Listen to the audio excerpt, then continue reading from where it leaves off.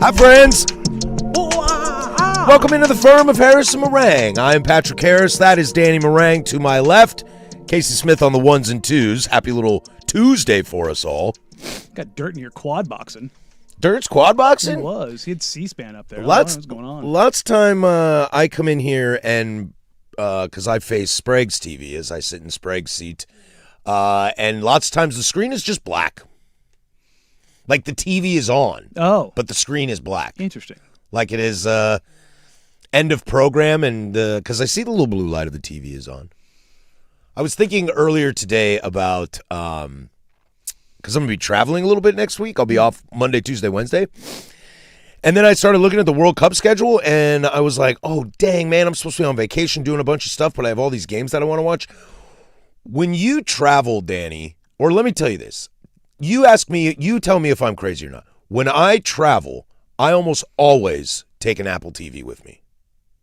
What do you mean an Apple TV? Like the little Apple TVs, they're a little box. Oh, yeah, no. I always travel with one because then I plug it in and I can watch all my stuff wherever I want if there's a TV. No. Hotels. I took it to Europe. It's fantastic, dude. I'm logged into everything. I don't have to sign up for anything. I don't have to sign out of anybody else's TV when I leave. I could probably do that with a Roku stick. And it's the box is just small with a little HDMI cord and the and the power cord. That's not a bad idea. I love it. I swear by it. No, that's a good idea because a lot of those hotel TVs, they've all got ports. Mm-hmm. What's interesting A does not. Oh, really? No, I was very disappointed in that. The frustrating one is like when you get into a nice hotel and you can't like mirror your phone or your laptop. Yeah. Like you can't connect. Even that's why I just skipped the whole step, and can I reach an HDMI plug? Because that's usually what I'll do. I just use my phone or my laptop, and I'll just mirror it to the TV because I'm logged. Like you said, like I'm logged into everything there, so it's fine. Mm-hmm. Like my League Pass or YouTube TV or whatever, it's all on my phone. So. And I've got it on my phone as well, but I find the box. Like I said, everything is signed in. All the apps are downloaded. Boom. And my phone talks to the box, so if I've got Wi-Fi on my phone, it tells the box what the Wi-Fi is. Oh, nice. I usually just carry an HDMI cord with me. Usually just plug it into the laptop. Into the laptop, yeah. That's a safe move. Mm-hmm. Yeah, sometimes you don't have a great place to put it. That's why it's like, but I've got one of the, I do carry in my bag one of my little switchers. It's got a USB, USB-C, Lightning. I know what you're talking all about. the different ports that all go into it and has multiple outputs. So you can go to Lightning, USB-C, or USB. That way it's just like that. And I've got the AC plug that has all the different ones in it too. That I've got one that I don't keep in my bag. It's got the European outlet on it too. It'll fold. It like folds from either end, so you can do it that way. That was a premium buy like 15 years ago. I love that thing. I think I was gifted one of those. They're useful, man. Yeah. Just keep it in the bag. You never know when you need it. Like, oh crap, I forgot my phone charger. It's like, oh crap, I forgot my laptop charger. It's like, well, here I've got this, and then it has there's one that has a clip on the end where you can put whatever you want on it. Like there's one with a printer port. Like you can use so if you need to hook up a printer somewhere, you can and power that up. So. Those are the cool little tech buys that are super useful when you're out and about. I always travel with my laptop, but sometimes I'm watching TV and I want to be on my laptop as well. And my phone. Yeah, I need all three devices at once. Dude, I'm that way. You know, when I'm writing or working or something like that, I have the TV on in the background. I need to drown something, or I'll put my headphones in. I sleep with the TV on if I travel.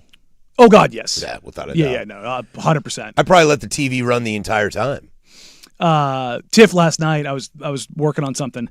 She goes, "Hey, babe, someone's talking to you." And son is apparently trying to get my attention, or had been like asking me a question. I was completely checked out because when I start like hyper focusing on something, I go to a different dimension, and I'm just like, "Oh, sorry about that. I'm gone. Yeah, sorry." Hotel life for me is very much. I feel like I'm on a different planet, just like in a different world. I'll leave the hotel, whether I'm like on vacation or for work, whatever the case may be. And then I walk into the hotel and it's like, okay, everything outside of that has been shut down. I now live in this tiny bubble in that box of this little room. I don't want to leave my room. The do not disturb is on the door at all times. Oh, yeah. At all times. Like when we went to Army Navy, I hung the Do Not Disturb sign on the second we got there and did not take it off until I left. People are like, you don't want them coming in like doing the pillows or towels? I'm like, no, I don't. No. Nope, I'll be 100% honest. I know you can trust the vast majority of those people. I don't trust any of them. Oh, I don't even think about that. I just don't want you in my space. No. If I need an extra towel, I'll go to the I'll front meet desk. you Yeah, in the hallway. that's 100%. And again, it's like, I've got stuff in my room, man. I just don't want any, like, I don't even want to open the opportunity for it. Mine's not even a trust thing. It's not at all. I don't want you in my space. Yeah, no, there's that too. But I think that's part of the trust space thing. I just don't want you in my room. Yeah. It's just like, no, it's like, it'd be like a stranger walking into my bedroom. Even though it's not mine, it's mine. You know? And even though I have the door locked and the thing bolted, if I like get out of the shower and I like walk to where my bag is naked to like get clothes on, I'm still like super freaked out that someone's going to walk in. Really? Yeah, dude. My therapist calls it hypervigilance. And I was like, yeah, right? Good thing, huh? She goes, no, it is not a good thing. It's a trauma-based response. I know. And I was like, well, at least I'm prepared. I'm with you, pal. Yeah, I know where the exit is. See, that's the difference between you and me. I strut across the hotel room. I sometimes drive on I-5 and think, ooh, if I were homeless, I'd live at that spot. Why is nobody ever at that spot? And my therapist says that is not good for me. And I think it's called preparation. Yeah, no, that's probably a bit much. But do you ever see spots like that you're like, man, how come nobody's ever camped out there? That'd be a good spot. Probably because they kicked him out of that spot. Yeah. Yeah. I don't think I've ever had that one. I see a nice house and I would go, I'd love to live there. I had a boss once that was like, if you're ever on, if we were driving in a car together once, and he said to me, if you're ever driving and you see somebody with like a different colored panel on their like door or their bumper, he was like, stay away from them. They don't care. They don't care, and they probably don't have insurance. I was like, that's decent logic. Yeah. I'm sure there are moments in which people are like, well, my insurance is going to cost me too much to repair this, so I just went to a U pick. Yeah, go you pull it. Yeah, go to you pull it, and I picked the back left panel. And It was in different good color. shape. We didn't care. Yeah, and this is a 92 Honda Civic. What do I care? It's probably going to get stolen in 2 weeks anyway. Number one most stolen car in the world. Is it still? Yes. Because you can literally start it with a screwdriver. Why don't they fix that? I don't know. The nostalgia. Like, if you know that, the nostalgia of the inner workings of a ignition switch. Yeah, you could just literally stuff a screwdriver in it and start it. It's crazy. Now we've got keys that have got chips in them. Do you know you can have those made at those kiosks now? What? The chips, the keys with the chips in them. There's if you want to invest in something, there's these kiosks. Like we did it outside of Fred Meyer. I know what you're talking about. They're Car Keys Express. Is what they're pretty big. They're loud too. used to work for one.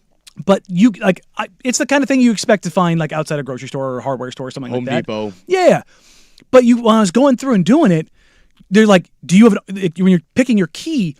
There were RF keys, like radio frequency keys, like. So you would like if you like for mine, it's that's exactly what it is. It's like all it is the little clicker. It's push start, right? You can put it in there, hold the button down, match the RF, and make a copy. It's like $20. I was like, damn, really? We just out here doing that? I did famously learn on this show that my fob to my car has a key in it. I famously did not know that. I learned that on this show. I did not. Because I have the same one as you. I did not know that was there for the longest time. Yeah. I found out like 6 months ago. I was like, wait. I've owned the car for 4 years. Somebody said you could start it with that too, and I was like, where?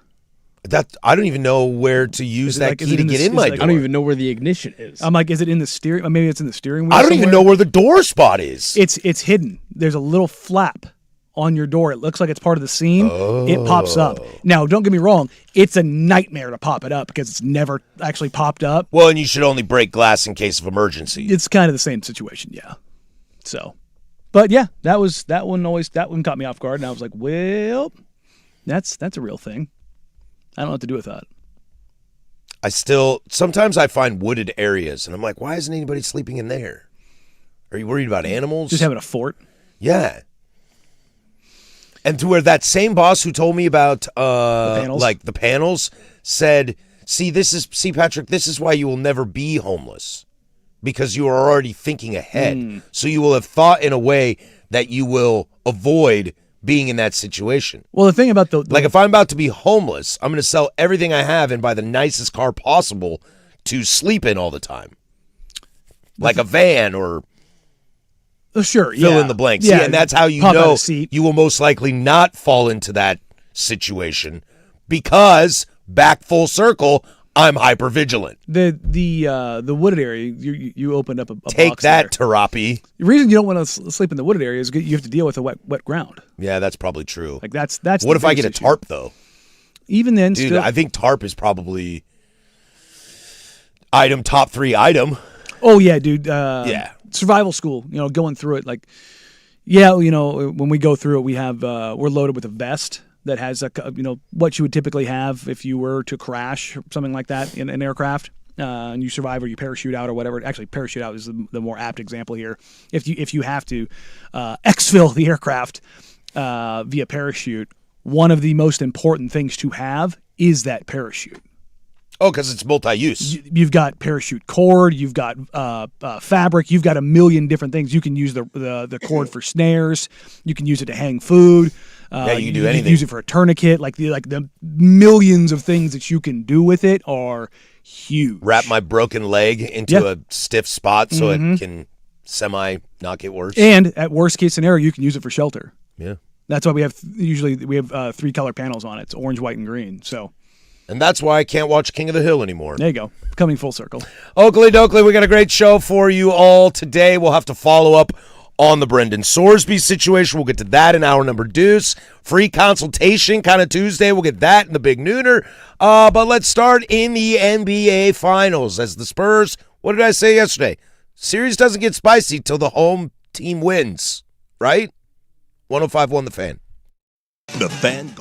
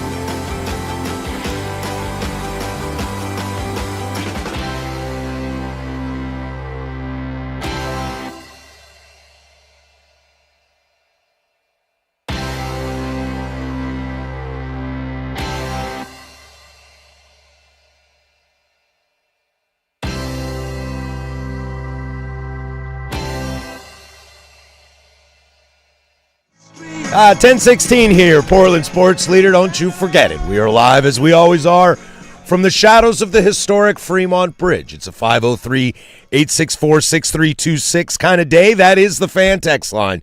She'll let you interact with us throughout the entire day, especially with free consultation in the Big Nooner at 12:15. Also, you can join us on the YouTube channel. 105.1 The Fan is the spot. Like, subscribe, and jump in the chat and hang out with us. A lot of basketball to get to this hour. You want to talk Giannis today, guys? Oh, why not? Why not? Shams put out something about Giannis that I find fascinating. Very interesting. But we'll start in the finals. The San Antonio Spurs defeat the Knicks 115-111 last night behind a 32-8-6 and 3. And 5. And 5. What's the 5? No, instead of 3, it's 5. 3 blocks, 2 steals. Oh, there you go. 5 stocks. 5 stocks. Okay. 32 points, 8 rebounds, 6 assists, and 5 stocks for Victor And shot the crap Wembanyama. out of the ball while also being the world's best defender. Yeah, he looked really, really incredible last night, and that was the thing they desperately needed. And I'll say that across the board. I thought Steph Castle also was very, very good last night. Feisty. Dylan Harper, not a great shooting night, but a cool kind of creation night for him, I thought. And that was the lever that was pulled that I didn't see coming. I kept talking to you, Danny, about it. Can Dylan Harper get in this game more? And he did at the expense of Julian Champagnie, which I thought was an interesting route from Mitch Johnson to do last night, keeping De'Aaron Fox, Steph Castle, and Dylan Harper on the floor at once. I feel kind of dumb that I didn't think that could have been a possibility. It seemed to kind of work, though. Well, this is going to feed into another thing. The Knicks, is as good as they are, they're not like incredibly positionally diverse when you're talking about offensive threat. So you can go a little smaller because OG's not a rim pressure guy. McHale's not a rim pressure guy. Josh Hart's not a rim pressure guy. Cat can be, but you're going to have like one of, at worst, the smallest guy he's probably going to see on a set defense is Harrison Barnes. Yeah, Cat doesn't want to be a rim guy. He can, but he doesn't want to. He wants to play in the mid post. That's where he wants to play at, and then obviously the 3-point line. But he's not. He's capable of putting the ball down, and he's shown that through the playoffs. But that is not his default go-to as being a true face-up attack guy. He's more of a face-up shoot kind of guy. So you can go smaller. Now, I say go smaller, but Steph Castle. Did you see post-game Steph Castle sitting next to Draymond Green? No. I didn't catch it. Steph is bigger than Dre. Oh, is he? Steph is He bigger. 6'6"? Yes, Steph is bigger than Dre. Like, just seeing them next to each other, I was just like 6'6", 215. I was just looking at him like, damn, Steph really is big. So Steph's 6'6". Keldon Johnson's 6'6". Dylan Harper's 6'5" and built like a truck. And then you've got Wemby, who's 7'6". Harrison Barnes is 6'8", 6'9". Like, Fox is really the only small guy on the team. Carter Bryant is 6'6". Yeah. And he seems small. I think it's because he stands next to Wemby a lot. He's also built like a truck, and he's 19. I think he stands next to Wemby too much because Wemby's his like spirit animal. Yeah, but also Carter Bryant has an insane wingspan. Like again, this is not the biggest team you've ever seen, but it's not. They're not small. They're not small, and especially like Castle's not like thick, but he's rangy and he's honestly he's like I've made this comparison so many times. He's like bigger Drew. He's built like Holiday, but just bigger. He's super strong, wiry, combative. Like so, you can have him on a guy like OG and not be terrified because he's a great defender. Mm-hmm. So is OG bigger and stronger? Yeah, but is OG's handle? Does he have the wiggle to necessarily get downhill effectively all the time?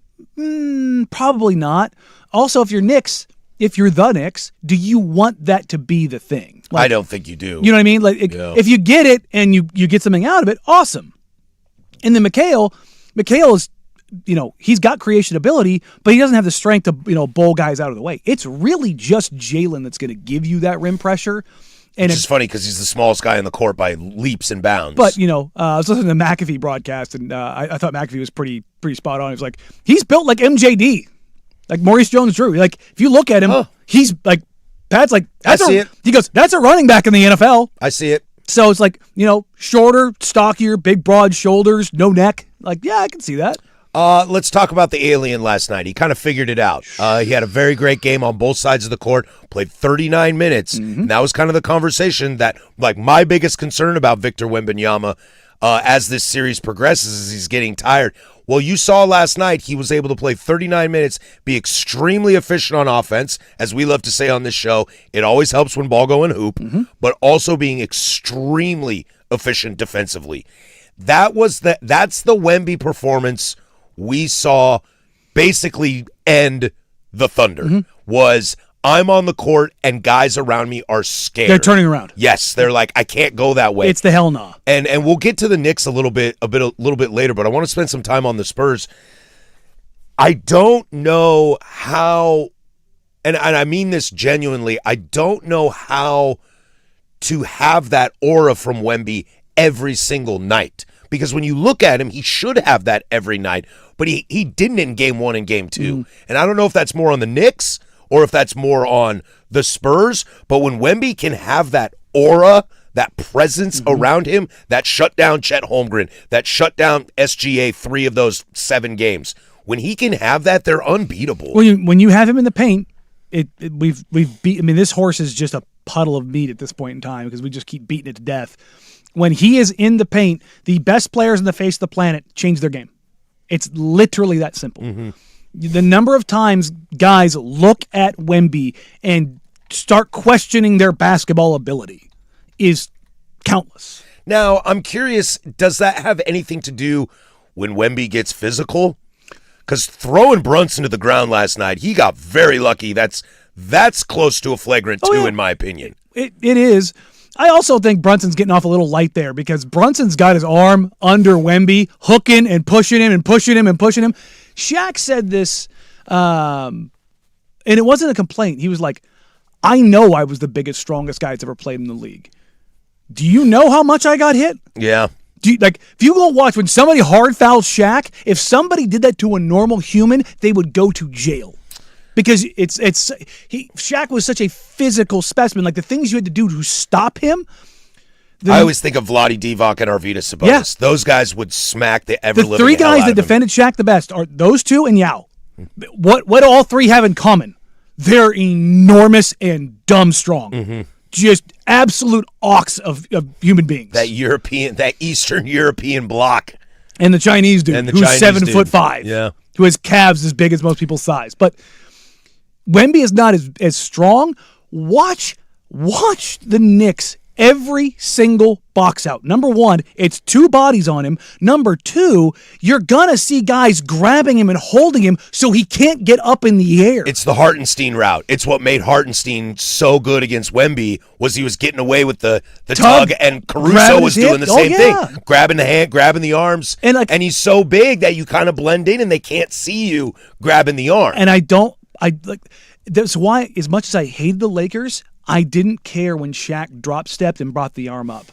He was getting sick and tired of getting hacked and smacked. And it's like, you know what? You want to see what the power is? Let me go ahead and show you this drop step, and I'm going to send you into another dimension. Take a look at that possession where De'Aaron Fox hits the clutch bucket because Wemby's just not open. Karl Anthony Towns is hugging He's bear the hugging man. him. He's bear hugging the man. De'Aaron Fox has to go, all right, I guess I'm going to just get to my spot. If I do have any kind of negative to say about Wembanyama last night, which I know it's hard to do after a performance like that, there were some times where he felt very hesitant.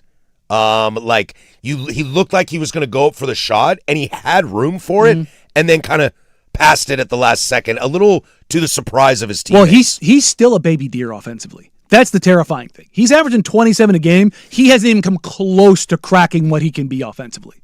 That's the terrifying thing. He's averaging 27 a game while being very efficient, and he still has no idea what he's doing. When he gets physical, like he did with Brunson, is that the key to unlock him?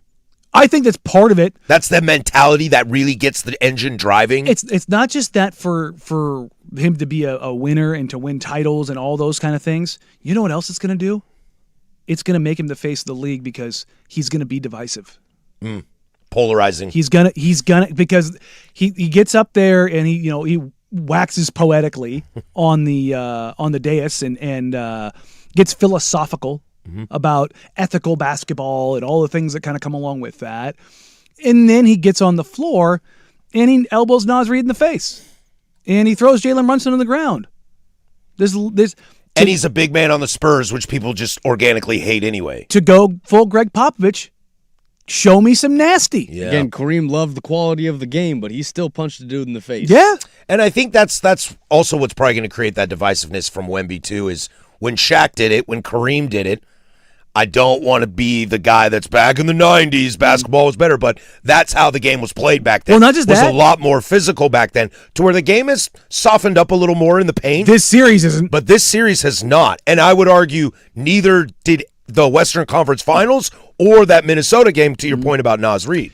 And what's happening? Rudy Gobert. What's happening in these games? Are people enjoying them? Yes. Is this the best basketball we're watching? Yes. And it's not just the opponents; it's the way the game is being officiated. Dude, I thought this series was going to be so bad, and I am so wrong. It's been so great. It's basically dead even. Yeah. It's basically dead even. I mean, you're looking like by points scored, it's right there. Did you guys? Even Breen called it out, and I think it was before they started fouling. I think it was 3 possessions before they started fouling. Cat and Wemby were fist fighting in the paint. Like they were. I love it. Oh, dude, it was a full-on one hand extended on the other, just shoving each other out of the way. And I love that the refs were like, no advantage. Let him go. Let him go. Let him go. Let him go. And it was just like, let these guys figure it out. I have no desire to get into Mike Brown's comments about the free throw He's disparity. doing what you do. Right. He's Like, doing what you do. Here's my take on it. He's doing what you're supposed to do. Number one, when you're down or you lose, nobody complains about how many free throws are getting a win. No. Number one. Number two, the Spurs foul the least of any team in the league. That has been true basically forever. They just don't foul. It's how the guys they go get, the way they coach them, they just don't foul. Number three, you don't have anybody who has rim pressure. You have Jalen Brunson. That is it. OG Anunoby is having to force himself to get rim pressure, and that's why he had 9 free throws last night. Mm-hmm. And for the Spurs, they have De'Aaron Fox, they have Dylan Harper, they have Steph Castle, they have Victor Wembanyama, they have Keldon Johnson. They have 5 guys on that team who are all rim pressure guys. And Vassell will run if he needs to. Yes. Yeah. Like, that's what I mean. Like, if you want more free throws, get more rim pressure. Oh, wait, you can't because the 7'6" alien is in the middle of the paint. I want to get to the Knicks here in a second, but some last flowers to give out to the San Antonio Spurs. I just said his name. I thought Devin Vassell had that energy that you saw in a couple games that were crucial against Oklahoma City that kind of set the tone. He was flying again. And if you're a Spurs fan, if you're on this train, or if you're me who's an anti-Knicks guy, it's those little things that really make this team go. It's Vassell being quick. It's Fox getting downhill. And Harper and Fox weren't good in this game. They weren't. Did you at any point in time feel like the Spurs weren't going to win? Yes. Halftime?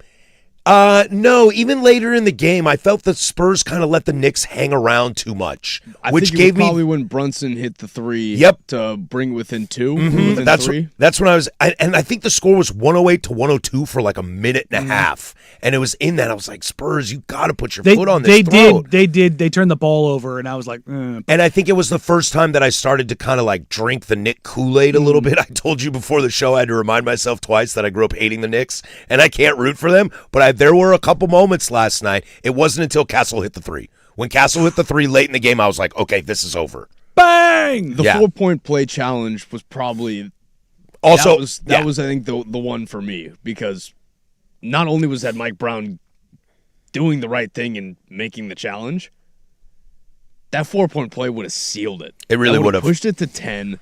Yeah, we would have been at the line up 10, and this is a completely different outlook.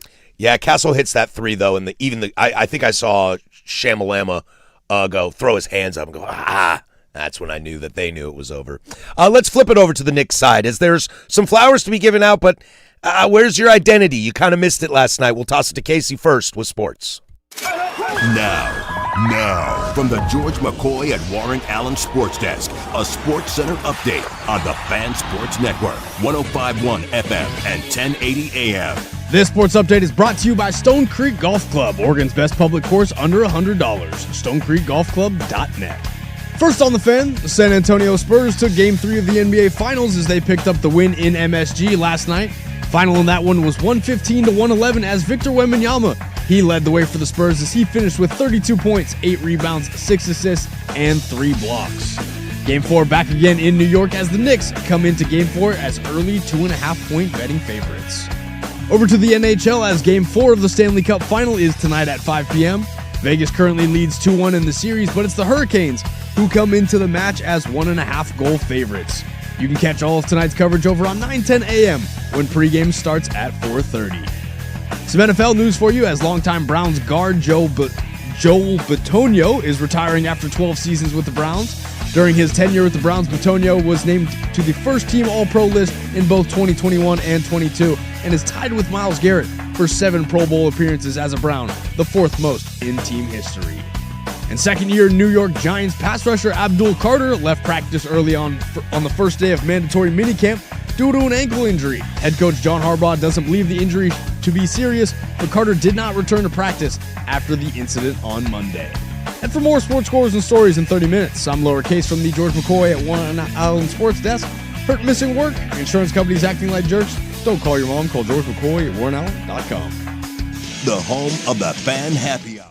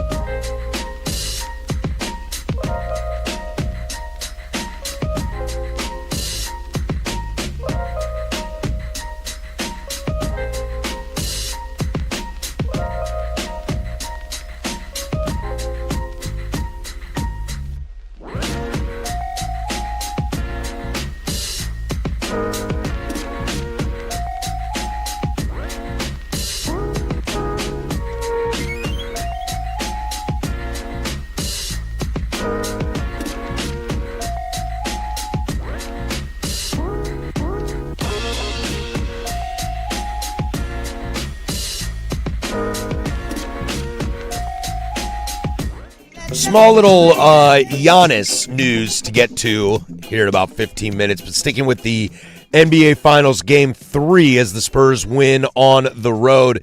New York leads the series 2-1. I'm going to die on this hill, Danny, that this series doesn't get interesting until a home team wins. Because right now, we'll look at the future, and we'll talk about that in the Big Nooner, but I like the Spurs in Game 4. Yeah, I do too. So here we go, 2-2. But let's switch to the New York side of this. Jalen Brunson, a better night, I think, than he's had.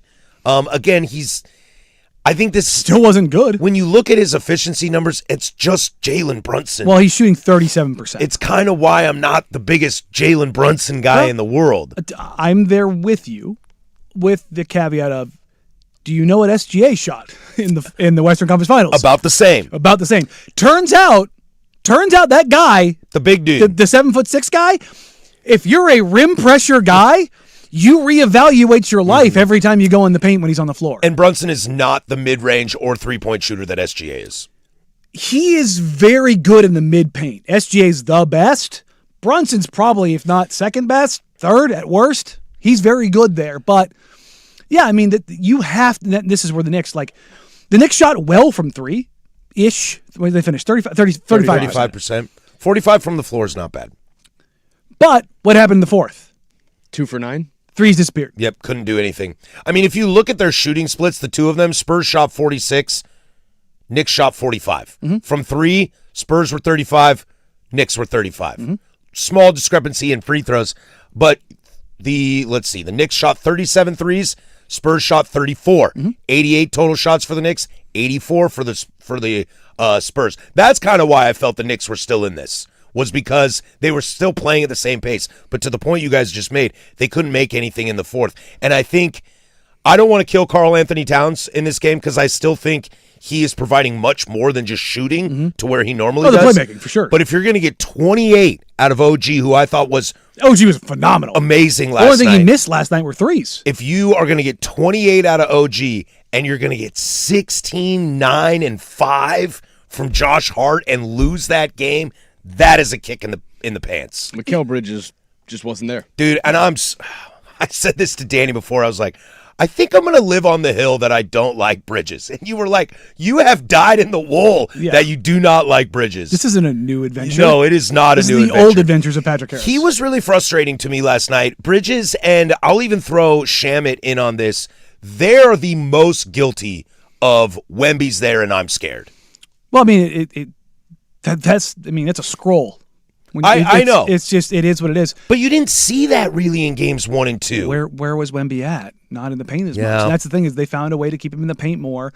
And also, like, I'm one who will look to kill Cat because he drives me crazy because he is hyper talented and he can disappear. I don't think he disappeared last night. I think Wemby whooped his ass. I think that's and what ball happened. no go and hoop. I don't even think it was that. I think Wemby just absolutely bothered him all night long. Like, that was one of the better I exist, therefore I am defensive performances from when we've seen. It wasn't the most mind-boggling, oh my God, he had 8 blocks and 5 steals and how many shots did he alter?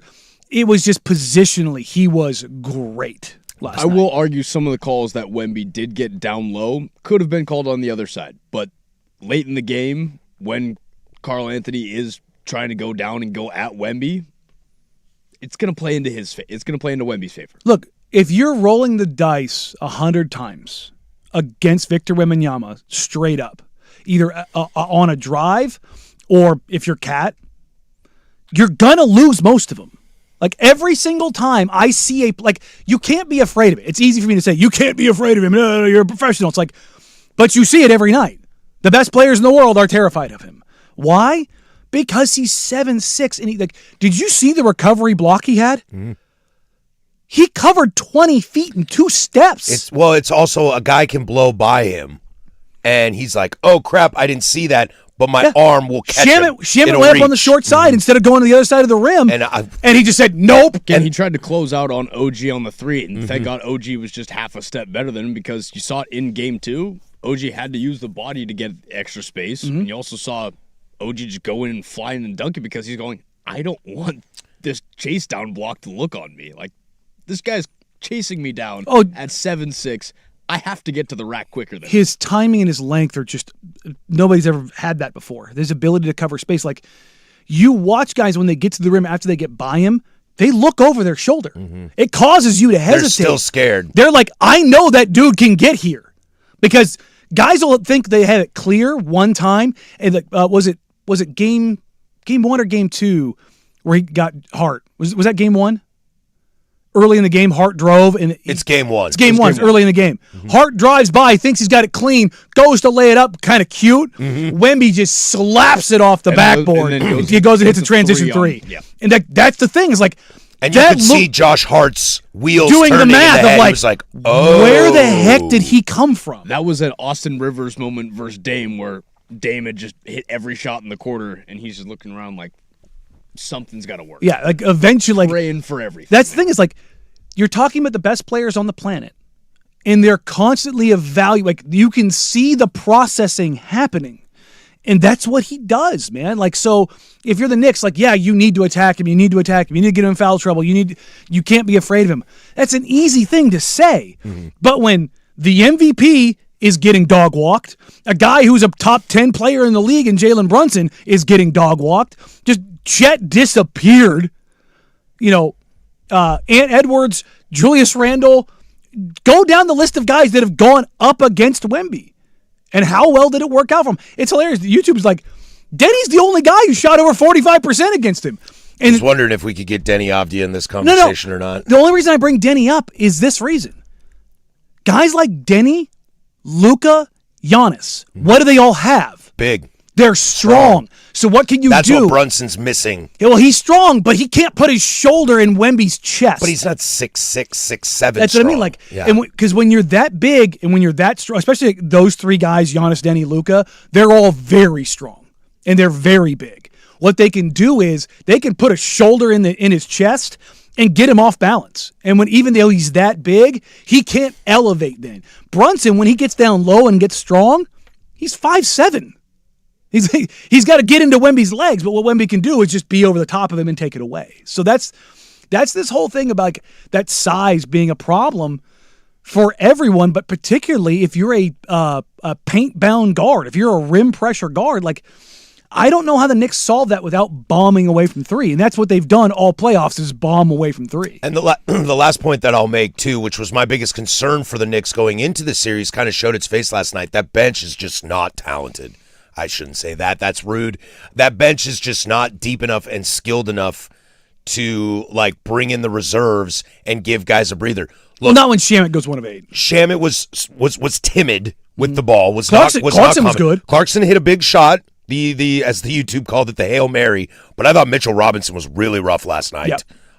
And that's he only played 7 minutes. It was a minus 11. Like, the Mitch minutes were really rough. really bad. What happens when Mitch is on the floor if Wemby's on the floor? it's not good. You have nowhere to go. Yeah, it's not good. Because Wemby's going to go, I don't care. I do And think guess that what? If you can't get it to Mitchell Robinson on the offensive side of things, because Wemby's just going to get a light foul, or someone comes in and gets a light foul, send him to the line. Now we got a free possession. And I do think the Knicks were pretty solid last night in non-Wemby minutes. Yep. I thought they were really good in that. And we've said this all playoffs against the Spurs. You have to be good. We said this with the Blazers, and they couldn't figure it out. Hell, the Thunder couldn't figure it out either. And the Knicks were pretty good last night with no Wemby on the court. Here's 2 Knicks stats for you. This will probably be the thing that I think could ultimately decide the series. 1, Cat has yet to score a point in the fourth quarter through 3 games for the Knicks. That is a damning stat. Number- if that's true, that is it's bad. It's 100% true. He's played 29 minutes in the fourth quarter across 3 games. He's 0 for 6. Hasn't taken a free throw. 0 for 2 from 3. And then the Knicks are also The hasn't taken a free throw part. That's where that's I another raise one, too. eyebrows a little bit. Yep, That's and twofold. The no free throw comes from no rim pressure. Jalen Brunson for the Knicks, they are a minus 11, I think, with him on the floor, a plus 24 with him off. So it shows you, it's not that it's Brunson, it shows you they're winning the bench minutes, which is typically when Wemby's not on the floor. And Charles said it great last night. He was like, the reason the Knicks lost that game last night was because they were too dependent on Jalen Brunson. They haven't played that way. Because when you don't have to be necessarily as creative and as forceful when the threes are falling, because it naturally, again, gravity, it opens things up on the backside. Shams gave us a Giannis update. We'll get to that next. 105.1 The Fan.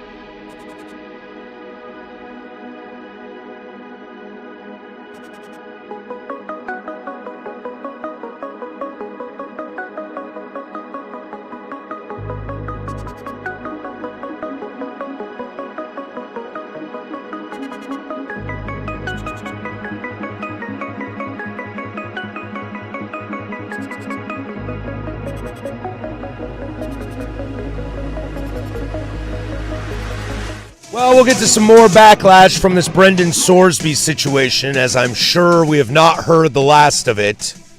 As Big 12 ADs are set to meet on Thursday. But we'll get you updated on that in hour number deuce. But this came across my timeline a few days ago that kind of missed it coming into a Monday show. But Sham said something. Now, I wouldn't say this is definitely reporting, but I thought it was interesting fodder for you and I, Danny. He said, quote, "I'm pretty sure that Portland would do a couple players, starters, and a first-round pick for Giannis, no matter the risk-reward. You just go get Giannis. But the price is not going to be that this going around. It's not going to be a couple rotational players and a first-round pick," which leads me to believe, like, how much, and I'd love to hear listeners out there as well, 503-864-6326 is the text line, or over on the YouTubes. How much are you willing to give up if, in fact, it is just a rental for Giannis?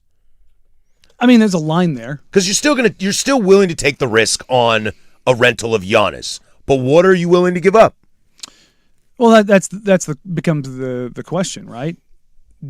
Do you want to make the splash and then hope that you can convince him? Mm-hmm. The large dollar bag is a heavy thing to convince him. But that's the thing. It's like you can get that, but you can also get that in free agency. But there might only be a couple teams that can make the moves necessary to do that, and how good it is the team, and what do you prioritize? And again, I'm talking about the team side versus the player side. Dude, it's just you and Bam, dude. Like and Jaimez. No, Hawkins is gone.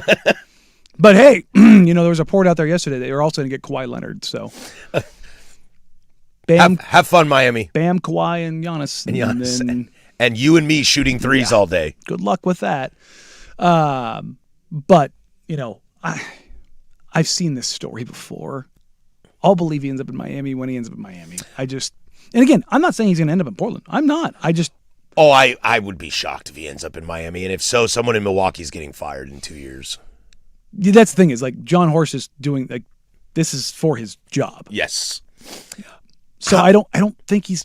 I have a hard time seeing that package being enough. Back to it. What are you willing to move if let's say it is guaranteed that it is just a rental? Well, then it's not very much. And are you moving Shaden in a first round? Well, number one, it has to be the salary. And Jeremy. So Jeremy almost has to be included. Yes, it's either that or you're including basically every young guy you've got. And then at what point is that worth it to you? I think this is it's a question that can't be asked because he's not. I agree with Shams. This is a deal that's not going to happen. That hurt, didn't it? It's like thinking about it in these terms. It's not going to happen that way. They're either going to do the deal and he's going to sign, or he's not going to get dealt here. Yeah, and I think most teams are going to do that no matter. I don't think anybody's trading for Giannis as a rental. It was just a curious idea that popped into my brain. I get it. Would you be willing to trade Scoot and a first round? Well, sure. Like that. Yeah, for just a rental. Sure. Would you be willing to trade Jeremy Grant and 2 first rounds? Well, I mean, for a rental of Giannis. No. But like, here's the thing. Like, I get the premise of the question, but as much as the poo-poo platter as the Heat's offer is, the Heat's poo-poo platter is better than Shaden, Jeremy, and a first. Mm-hmm. So it's a moot point. Yeah. You know what I mean? Like, you have to clear the bar in order to get the deal done. We're probably 2 weeks away from Giannis being dealt. Sooner than that? I think so. Yeah. I think so. What's today, the 9th? Today is the 9th. 15th through the 20th, I think. Now, do you think... I don't think it goes right up to the draft. Does the NBA operate kind of like how baseball does in the way of, like, do not do this during the finals? Yes. Okay. Now, LeBron has... Because I remember when Alex got traded to the Yankees, that was during the World Series, and baseball was pissed. Yeah. No, LeBron... early in his career, wanted to make some noise during the finals because he didn't like it, and it's like, all right, dude, maybe take a step back. The attention's not on you, and he's been better about that in recent years. But yeah, for they know. Okay, like you can agree to this in principle, and then once the final's over, because I don't think you want. Now, fortunately, it's inside the NBA, and they would talk about it, but they won't do it annoyingly. The last thing you want during what I think has been a fantastic you do not want to distract NBA from Finals. You do not. I mean, what's the biggest problem with NBA media coverage? It's all about trades and off the getting court. out of their own It's way. never about basketball. And if you inject that in the finals, Right they now, won't talk about right now, basketball. what do we, I mean, outside of us talking about this because locally, like, what are we talking about? What do we lead the show with? The finals. The finals and how good the basketball. Yeah, we talked Jinx. about a little bit of the fouls and we talked about Wemby and physicality, but we talked about the basketball itself. That should be the goal always. Now, we can talk about the Get to the tangential stuff. offseason and do the NFL thing where it's Yes. a 24-hour 365. And guess what? Once these finals end, it's going to be Good. because it's not just Giannis that's out there. Like, he's the domino that's going to set the table. What does OKC do? What does Cleveland do? What does Detroit do? What does Orlando do? If the Knicks lose, what do they do? What do the Knicks do? Like, I have a reeling suspicion that this is going to be a pretty loud offseason around the league. Great. And then you get to the NBA draft. And then after that, you get free agency. And it's just like go, go, go, go, go, go, go, go, go. And then the season will start. So, yeah, I think it's going to happen before the draft, just based on discussions. But I don't think anything's imminent right this second. Well, before the NBA season starts up again, we'll have college football, if it still exists. That I don't know is a given. Brendan Sorsby update, hour number deuce, 105.1 The Fan. Hey, it's Isaac.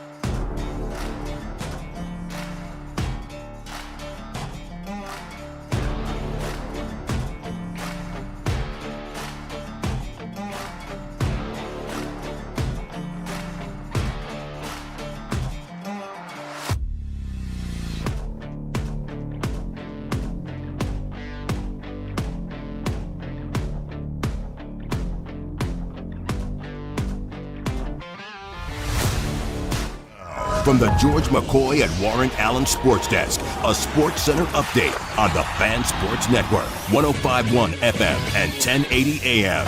First on the Fan, the San Antonio Spurs took Game 3 of the NBA Finals as they picked up the win in MSG last night. Final in that one was 115-111 as Victor Wembanyama, he led the way for the Spurs as he finished with 32 points, 8 rebounds, 6 assists, and 3 blocks. Game 4 will be back again in New York as the Knicks come into Game 4 as early 2.5-point betting favorites. Over to the NHL as Game 4 of the Stanley Cup Final is tonight at 5 p.m. Vegas currently leads 2-1 in the series, but it's the Hurricanes who come into the match as 1.5-goal favorites. You can catch all of tonight's coverage over on 9:10 a.m. when pregame starts at 4:30. The Minnesota Wild have signed Michael McCarron to a 6-year, $20 million contract. McCarron played 20 regular season games for the Wild, setting career highs in shots on goal and 77 block shots for Minnesota. And finally, some NFL news for you as longtime Browns guard Joel Bitonio is retiring after 12 seasons with the Browns. During his tenure with Cleveland, Bitonio was named to first-team All-Pro list in both 2022 and 2021 and is tied with Myles Garrett with 7 Pro Bowl appearances as a Brown, the 4th most in team history. And for more sports scores and stories in 30 minutes, I'm lowercase from the George McCoy at Warren Allen Sports Desk. Hurt, missing work, insurance companies acting like jerks. Don't call your mom, call George McCoy at warrenallen.com. Your home for the Oregon Ducks.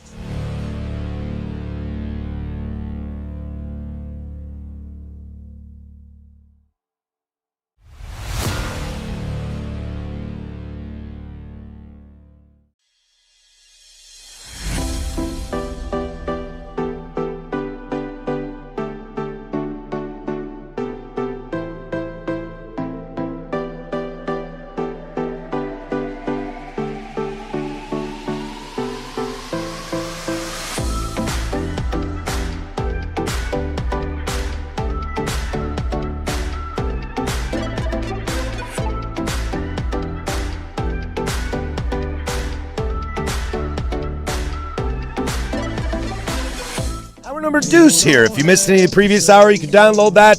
The Fan Podcast, 1051thefan.com, the Odyssey app, wherever you get your podcasts. If you missed Dirt and Sprague this morning, what'd they do? Mail Sack this morning? Mail Sack on Tuesdays. If you missed that this morning, you can catch that wherever you get your podcasts, 1051thefan.com or the Odyssey app. Rewind, fast forward, except for in the future. For that would be impossible. We got a weird story about basketball to get to this hour, plus web gems as well. It is a free consultation Tuesday.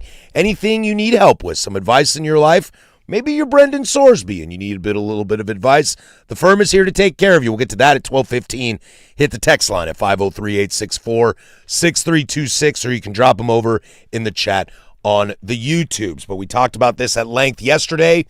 The Brendan Sorsby situation, the ruling that he will be suspended 4 games against Abilene Christian and the Oregon State Beavers, and then be allowed to play despite a large amount of evidence showing that he has gambled not only on his sport, but on his team. In fact, taking unders in first half of teams that he plays for. The Lubbock County Court said that they will hear his case, which puts a temporary injunction on it and allows him to be eligible. The best part about all this, Danny, is the next time he will be seen for that appeal is in February of 2027. And if Texas Tech has their wave with this season, that is a month after the national championship. So there's a couple things to consider here. The Big 12 just had their AD meeting. It just got done about 20 minutes ago. Oh, I thought I saw it was on Thursday. No. Oh, it was today? Yeah. Okay. Brett Yormark's statement after the league AD meetings today. We had a thoughtful and productive conversation with our athletics directors today as we continue. I already hate this. Yeah. I don't mean to cut you off. No. I already hate this. As we continue to work through the broader implications of this situation, many of our athletics directors voiced their opinions. We will continue to have open and honest dialogue amongst the group, and until there is something to report, these conversations will remain within the conference. Otherwise, Brett Yormark is telling everybody, hey, we all hate Texas Tech. We're all unified in this. Shut up, because this has to have legal ramifications. And that's the interesting thing, too. Like, if you really want to prevent Brendan Sorsby from playing football, go arrest him for the amount of illegal things that he's done. They don't want to do that. Why not? Because of what it does. It's a domino. Like, I'm going to sound like a real jerk, and I don't mean it. Do you understand what you're asking? I do, but I also would rather open that can of worms No, you don't. than the gambling can of worms. That's exactly what you're opening. But I think you think through discovery that they're not going to find guys at other schools? See, I think you have to. I think you have too much on the line, man. You have everything on the line. You have to go find them. If you do that, those other this is protectionism. I understand, dude, but like the ramifications of sport-wide gambling will crush your league. You will never come back from it. It won't crush the league. It'll crush those guys' jobs. Let's use this as an example because it's already happened. It was happening at Cincinnati and they knew about it. He was using proxies to place the bets. It wasn't him going to place the bets. I understand this, guys, but I just think that the ramifications at the end are too bad. If you lose the credibility, the integrity of your sport. Let's say that real quick. Casey's out here. He's been doing it. One of the other producers, Swag, gets busted. We need to go all the way through this. Turns out Casey was doing it and you knew about it. You're now fired. Yeah, maybe because gambling is that crucial. You're not going to fall on that sword. I know I'm not going to fall. So on why that are sword. you saying that they should? Well, I'm not saying it's right. I'm saying like this is self-preservation. They do not want to open up that door. I guess I never thought about the idea of you knowing about the situation. That Cincinnati if I know about, knew. Agreed, and that is a problem. That is a problem. Do you think that there's other schools? Do you think that if I head down I-5 at Oregon State in Oregon that they don't know? They 100% know. Can you understand though that if you lose the integrity of the sport, but see that's the thing it's is like gone. You're pretending it's already there. I am. It's not. But I think we can live in a world. It's the same thing as NIL. We used to pretend that it was an amateur sport and it was all for fun and you were the student athlete. You were dumb. That's like, not you, like the collective. If you didn't know, it's because you didn't want to. That's why. What does De Niro always say in Casino? You either knew about it and you were in on it, or you're too stupid to realize it was happening. Yeah, I understand that. To be totally clear, I'm not saying it's okay. I just think that the ramifications of NIL and bagmen are very different than gambling. Gambling affects outcome of games. Oh, that's the thing is like, if you have information that they're betting on your school, that is, to me, it is different when we're talking about integrity. Mm-hmm. But if you don't think some 19-year-old kid who's got a cell phone doesn't have DraftKings? Well, I understand that, but how many of those kids are also betting on their team? That's what I mean. Like that, but you're not supposed to be betting at all. That I understand. But that's the thing is like... And I can live in a world where you're not supposed to be betting at all, and some people still do. It's once you do it on your team, but the thing is, that's when I'm out. It doesn't... At that point in time, it doesn't matter. Because the guys that are betting on things they're not supposed to be betting on, not even their own school, if you don't think that guys are lying about their ages and illegally gambling in these states... Well, I mean, I showed you that this morning, that he was gambling. Sorsby wasn't old enough. Wasn't even old enough and was still gambling. Do you think that he's the only one in college? Definitely not. Right now in this world? I wouldn't be shocked. My oldest is in 7th grade. I wouldn't be shocked if there's a kid there that bets on DraftKings. Or at worst, Kalshi. Yeah. Prediction markets. You'd be stupid not to think that. Yes. There's some kids, like that's what I mean. It's like, and because it wouldn't just be the integrity stuff. Because you know what they would do? Through the discovery, one thing would lead to one guy, to another guy, to another guy, to another guy, to another school, and to another school. Shut it all down. And it's just gone. However, someone needs to be made a case of it. And from the looks of it, both the Big Ten and the Big 12, and now Georgia, their AD, they have sent out a memo that has gone public of, if you are working actively on scheduling Texas Tech in any sport, stop now. We are also looking inside to see if we can cancel any games with. The Big 12, there are a number of ADs that have come out anonymously and said, we do not want to play Texas Tech. This is the only way this gets changed. Because we talked about this yesterday. From a legal standpoint, Sorsby and his defense team are right. From a purely legal standpoint, they are right. Because remember, this injunction is also just a judge saying, I'm willing to hear the case. You won't get those injunctions, though, without having credible evidence. Yes. Back. Yeah. You might not like all of it, but you like enough of it that you're willing to hear it. Yep. So again, like from the problem is the reason that standing exists is because there isn't a legal framework to operate within because they're not employees. I find it interesting. I want to get into the concept of not playing Texas Tech from the Big Ten and Georgia, Nebraska.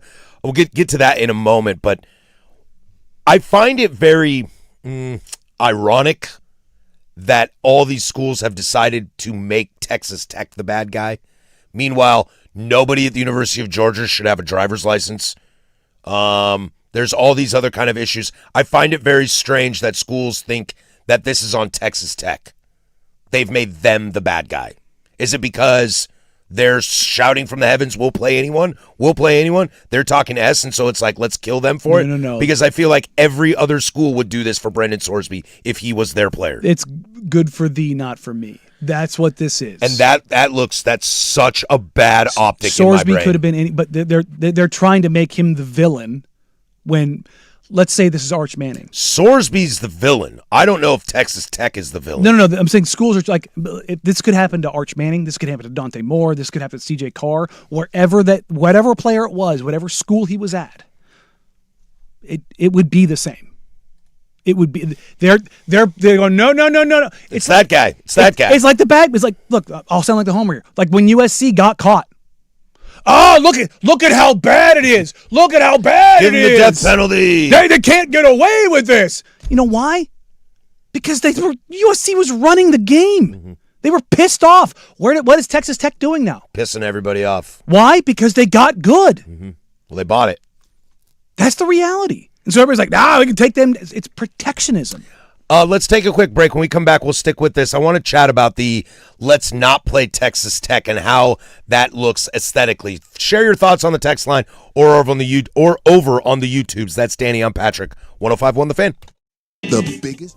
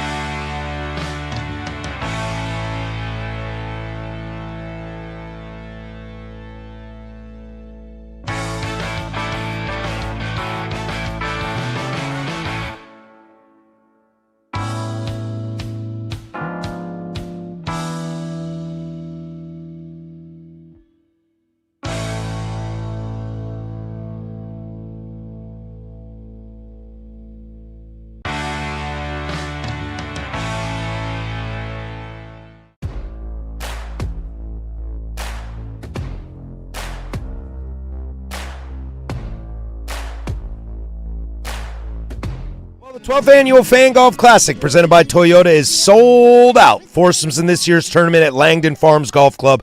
Well, they win in record time. If you missed on this year's event, be sure to jump on it early next year. A special thank you to some of our friends making this year's tournament happen. Victor Rico's is back. Burritos pre-round. Matt's Barbecue will feed golfers post-round. All of us here at the Fan will be posted up at the 6th hole, the Angels Envy Bourbon hole. We'll be there to laugh and meet you and hang out with y'all. Fan Golf Classic presented by Toyota, also brought to you by Vulcan Design and Construction, Henderson and Daughter Windows and Doors, George McCoy at Warren Allen Attorneys at Law, Battery Exchange, Maestro Dobel Tequila, Laurelhurst Market Steakhouse and Butcher Shop, Philbrook Law, 1-800-DIVORCE, Roto-Rooter, Ilegal Mezcal, Pub Beer, Cheap Fun, Apex Golf Club, and Window Nation. Run the ball. We'll see you all on the 23rd. What was that? Did not flub at all. Got it. Got him. Good old Dan Marino. Sticking in this Texas Tech situation, I want to read some comments. Georgia, their AD, Josh Brooks. Based on recent developments, Georgia Athletics will not schedule future contests against Texas Tech until further notice. Nebraska AD Troy Dannon. There are a lot of lines that people argue have been crossed in college athletics. As money starts changing hands, there's arguments both ways. There is no argument here. Big Ten have discussed boycotting all Texas Tech as well. Where is this? Kansas State AD Gene Taylor called the ruling in Sorsby's favor bleeping bullsh. I know the kid has a problem. Well, get well and focus on your problem. It's absolutely devastating for him to be able to play when every other sport, no matter the level, deems an athlete ineligible or they are punished severely for betting on their team. And lastly, I'll just give you TCU head coach Sonny Dykes. How is anyone ever going to trust the outcome of a game again? Now, as far as the boycott goes in Texas Tech, I'm going to throw a flag right now, and I'm going to call that some absolute bullshit. Because, again, back to what we were talking about, got to make someone the bad guy. It very much screams that. Let's make sure, as we say on the show all the time, the Wizard of Oz, let's make sure everyone kills that squad. Mm-hmm. Meanwhile, we'll do our own thing over here. Don't look over here. Dude, don't, please don't. This is going to go back to the whole Discovery. Please don't do that. Please don't do that. And I might be hypocritical here when I say it. I'm not quite sure because I don't really know where my brain is in this in this situation because it's so unprecedented and crazy. It is such a bullshit cop-out to say, we're just never going to play you again. It's cool, man. Well, they should never issue driver's license in the state of Georgia to an athlete again. Like, are we going to go down that hole? I'm actually okay with this idea because it may be the only thing that applies enough pressure to make Texas Tech take this on the chin because it doesn't matter. And cut Brendan Sorsby. Say you can't play. It's just like, hey, man, this is not – because here's the deal. Whether Sorsby's at Texas Tech, at Oregon, at Penn State, at Ohio State, at Alabama, at Georgia, this situation would be the same. It has nothing to do with Tech. Tech took this on, and depending on who you believe, they didn't have an understanding of where this was. Now, if they truly did not understand, we'll go full De Niro. You're either too stupid or you're in on it. Mm-hmm. I don't think there's really a lot of room for gray area here because this was known at Cincinnati.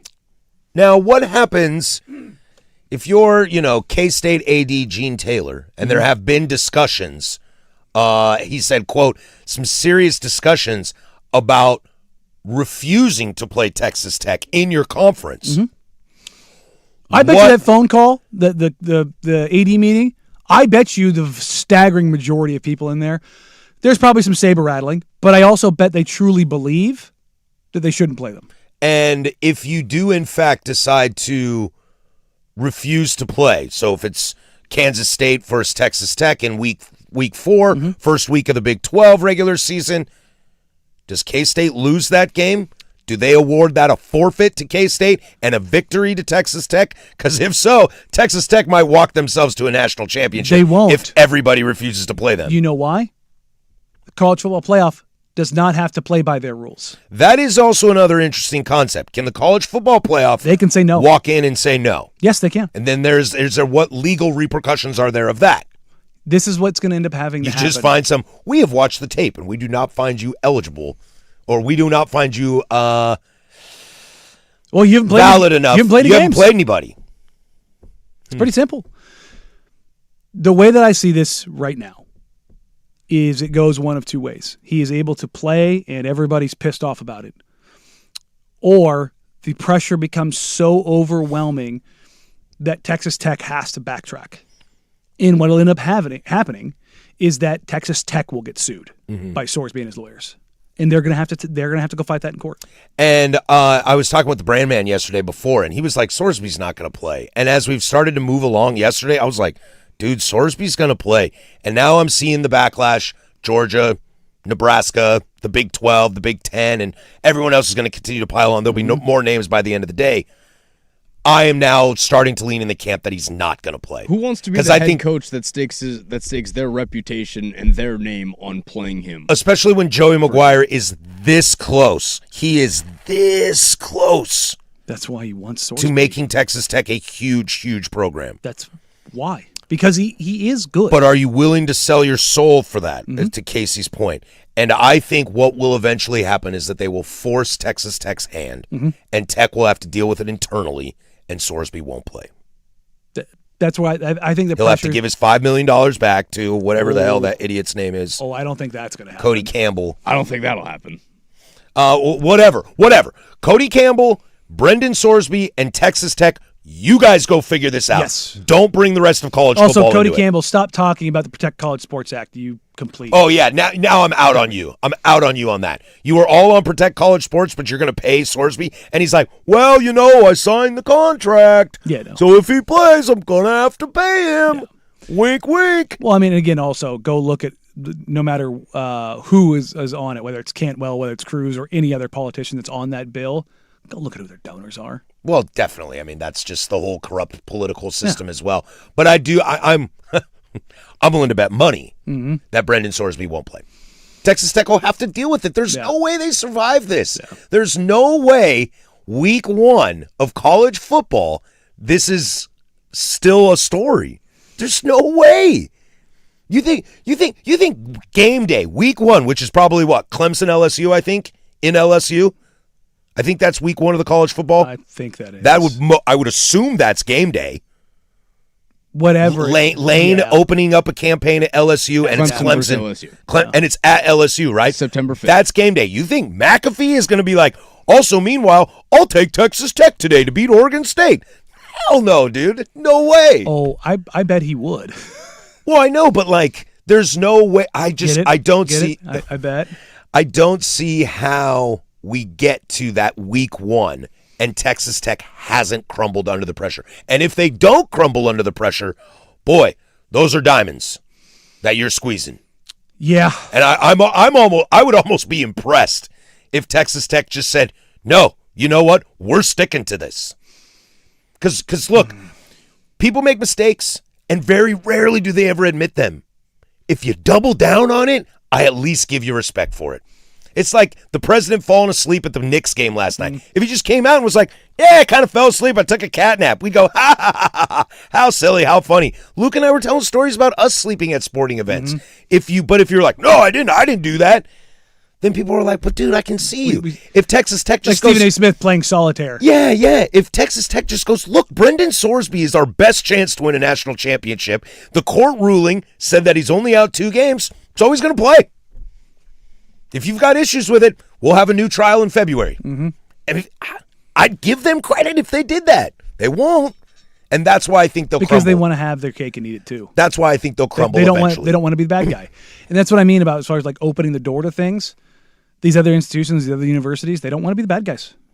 Someone's got to be a bad guy in this, though. Somebody's got to be. And it's got to be more than just Sorsby. And what is this? Because I refuse to believe that Tech didn't know. If Texas Tech is being drugged through the mud right now, what would save you if you deem him ineligible? If you say Brendan Sorsby is no longer a part of the Texas Tech, you're also because he violated team rules, you're also opening yourself up to legal ramifications, which now because you're public school and the money that comes out of that. Well, how many kids get dismissed from college because of violation of team rules? I'm just saying, you're just opening yourself up to litigation. He's got one of the most powerful defense attorneys in sports. And they've got a lot of money right now at Texas Tech. And if you don't believe that lawyer doesn't want this case, you're out of your freaking mind. You know what I mean? Yeah, I was so excited when this story came up because I was like, wow, so many levels, so many angles. And I already hate it. Mm-hmm. I already hate it. There's nothing. Sorsby's reputation is already done. The bets are He's toast. already placed. He's toast. Now He'll never it's up come to back his from it. lawyers whether to determine the legal ramifications and whether to see if the NCAA actually has any sort of standing as to his punishment. Mm-hmm.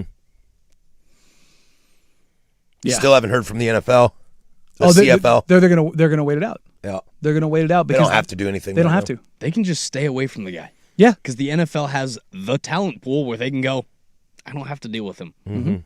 The legal tampering, basically, of telling every team, just don't touch this dude. Unless you're the Cleveland Browns, of course. But remember, they won't. They won't. We will not have discussions. They did not have discussions about that. They definitely sat in a room for 4 hours and went over it. We will not have discussions about this. No. If you could shoot just like Steph Curry, would you do it? There's Casey over there with sports. Now, from the George McCoy and Warren Allen Sports Desk, a Sports Center update on the Fan Sports Network, 105.1 FM and 1080 AM. This sports update is brought to you by Big's Chicken. Try their smoked and fried wings, tossed with a perfect dry rub, and served with a trio of killer sauces. Menus at bigschicken.com. First on the Fan, the San Antonio Spurs took Game 3 of the NBA Finals as they picked up the win in MSG last night. Final on that one was 115-111 as Victor Wembanyama, he led the way for the Spurs as he finished with 32 points, 8 rebounds, 6 assists, and 3 blocks. Game 4 will be back again in New York as the Knicks come into Game 4 as early 2.5-point betting favorites. Over to the NHL as Game 4 of the Stanley Cup Final is tonight at 5 p.m. Vegas currently leads 2-1 in the series, but it's the Hurricanes who come into the match as 1.5-goal favorites. You can catch all of tonight's coverage over on 9:10 a.m. when pregame starts at 4:30. The Minnesota Wild have signed Michael McCarron to a 6-year, $20 million contract. McCarron played in 20 regular season games for the Wild, setting career highs in shots on goal and 77 block shots for Minnesota. And finally, some NFL news for you as longtime Browns guard Joel Bitonio is retiring after 12 seasons with the Browns. During his tenure with Cleveland, Bitonio was named to first-team All-Pro teams in both 2021 and 22 and is tied with Myles Garrett with 7 Pro Bowl appearances as a Brown, the 4th most in team history. And for more sports scores and stories in 30 minutes, I'm Lowercase from the George McCoy at Warren Allen Sports Desk. Hurt, missing work? Insurance companies acting like jerks? Don't call your mom. Call George McCoy at warrenallen.com. Your home for Seahawks.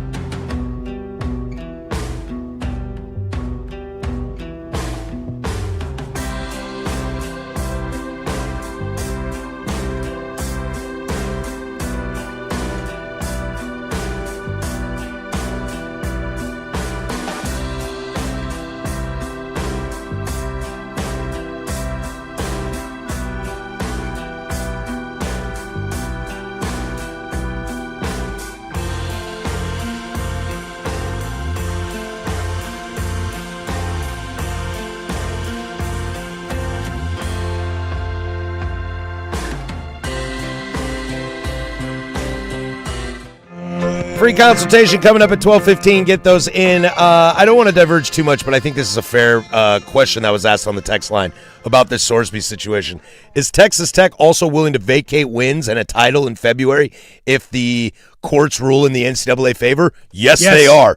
Absolutely they are. Because guess what? Reggie Bush won a Heisman Trophy. And guess what? Mario Chalmers hit a shot over Derrick Rose in Memphis to win a national championship in overtime. I don't care if the record books... And Reggie got his Heisman back. And I don't care if the record books for a long time said that nobody won the Heisman in, what is that, 2005, 2004. And I don't care if the record books say that Mario Chalmers hit a shot against nobody to win a national championship. Because we all saw Reggie Bush be overtime. the best player on the planet. Yeah, because I saw that game. I watched it. If Texas Tech wins a natty this year, I don't think they will.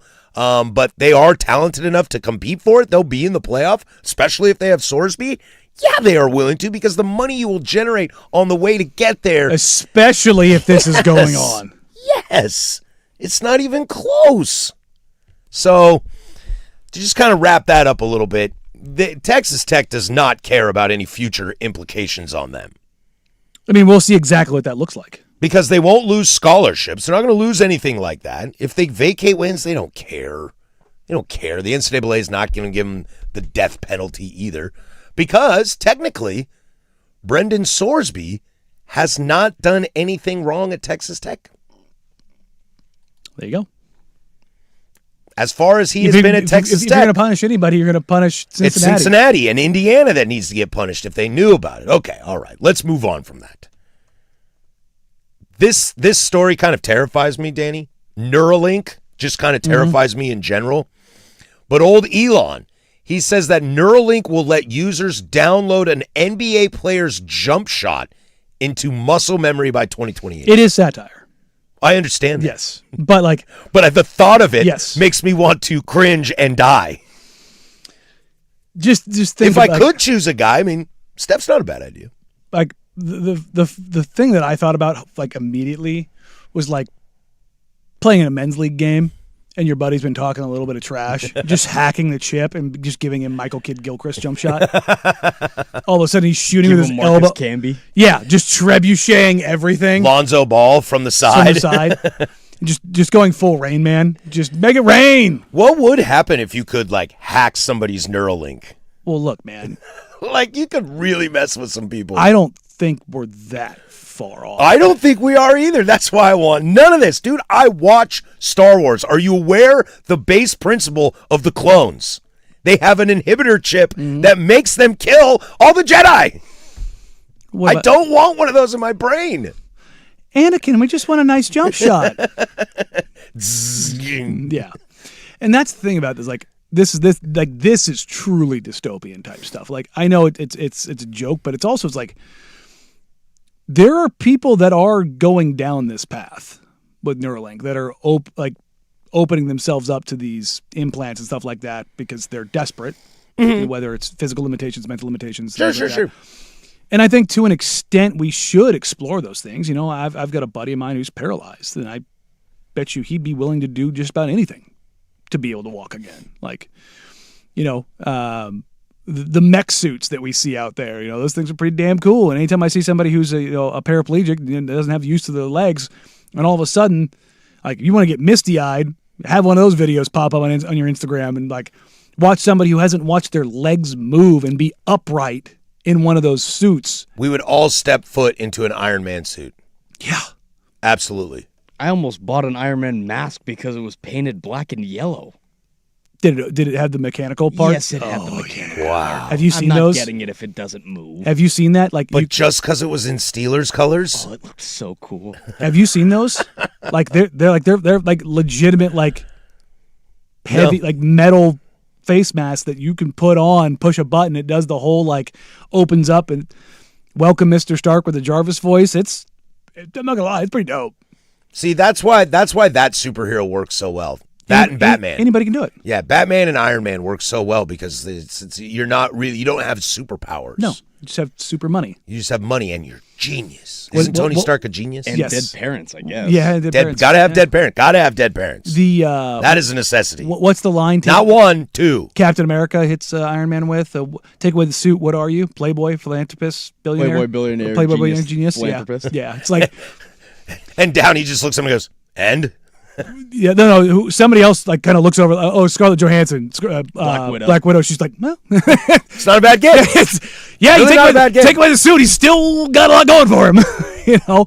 But the whole idea of like the Neuralink thing and like being able to like number one, the first thing I thought it was trolling a friend. Number two, like this is How can I make someone else's life miserable? Quote Danny Marang about anything, about fill in the blank. How could I troll somebody and have some fun with it? Casually looks around the room. But like this is like full on like Matrix, like plug in the jack into the back of the head, learn kung fu. Totally, and like you just have some sort of like IV that gets changed out to keep your body nutrition going into your body, and then you just crap yourself all the time and you live in virtual reality. That's actually like the premise kind of a movie I saw. God, what was that movie called? I can't remember. It was a couple months ago we went and saw it. Well, I mean, that's kind of like Total Recall and Johnny Mnemonic and The Matrix. Oh, God, I can't remember. I watched an episode of The Office the other night, and Dwight was playing a game where you create a character to live in this virtual reality, and he had created a character. The character had created a character to live in virtual reality, so it was virtual reality on top of virtual reality. It's like Inception. I can't remember the name of the movie, but it also made me think of. Have you looked at Dark Scooble's surgery at all?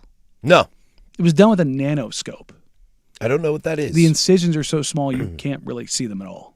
Well, he's got loose bodies floating. Yeah, but like the advancements in these kind of things, like I hear nano, and then I start thinking about like nanites. What was that movie where they had like the nanites in them that keep you, they basically just like keep you from like if you get hurt, they fix you immediately.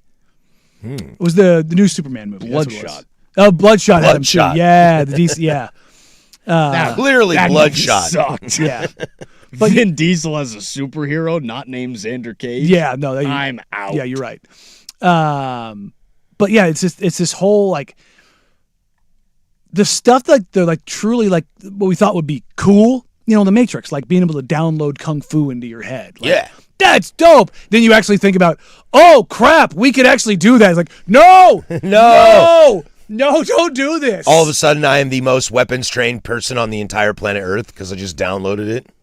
yeah, Terminator yourself. they just full on like, hey, yeah, you know, we have all this combat footage of Chris Kyle, you know, one of the deadliest snipers we've ever had. We're just going to download that into you, and all of a sudden, you've got that capability. It's like, that's scary as heck. To put this in a sports perspective, who's, swing, stroke, I mean, it's arm movement. It's Griffey. It's Robinson Cano or Griffey swing. Yeah, you choose Griffey swing. Hideo Nomo windup. Ricky Henderson takeoff. Ricky Henderson's first step.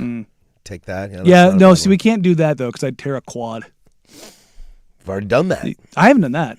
Oh, it was a hammy. Yeah. Okay. Quad's good. Quad's good. Quad's good. One of the few things on your body that's in a good Did spot. like that today, man. I was got good quad work. Would you want like the best, like Griffey is the best swing, or would you want to emulate like your favorite player? Like, do I want Steph's shot or do I want Reggie Miller's shot? I mean, neither are like They're not pretty. They're not pretty or prototype. Well, Steph has the weird thing where it comes out of his chest. and I it just want it the feels- Kyrie handles. Ooh, Kyrie handles. Ball on a Oof, string. oof, Yeah, oof. that's a good one. Magician Kyrie with it. handles. To be honest, like if I I can wanted out dribble anyone on the planet. if I wanted anybody's jump shot for aesthetics, it's one of two people. It's Ray Allen or JJ Redick. Yeah. Those are the two most pristine looking jumpers I've ever seen. Like everything about their jumper is like, here's the textbook on how to take a jump shot. It's those two guys. It's just flawless. But again, I would want to screw with somebody else and give them like Ronnie Brewer, Angel Reese. Angel Reese. Here comes Joakim Noah. Yeah, Joakim Noah's Oof. sideways push. Like, for those that know, like with Ronnie Brewer broke his arm and it healed weird. And so he actually didn't have the mobility, which is why he had the elbow flared out. So he had his bad. hand sideways on the ball. So bad. Yeah, it's just like, oof, that's Still made the league too. Imagine if your arm worked correctly. That's how athletic he was. Turns out, that's the thing is like, you want to download Usain Bolt's speeds. Like, okay, cool, yeah, you got to the finish line, but your legs are now torn because you don't have the capacity to actually withstand that. Web Gems is next. You had to be escorted away? Yikes, buddy. 105.1 The Fan. The Fan.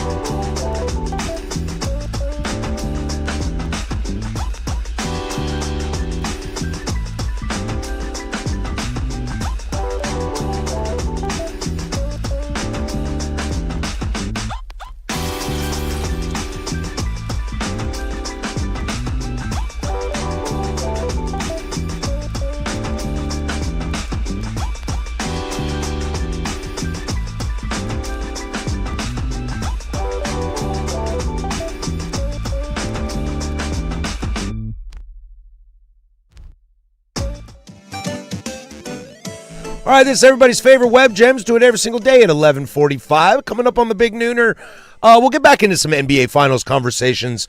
Also, the free consultation for it is a Tuesday at 12:15. Anything you need help with, you can hit us up right here on The Fan, 503-864-6326, or over on the YouTubes. But Web Gems comes to you by way of the WNBA, my friend.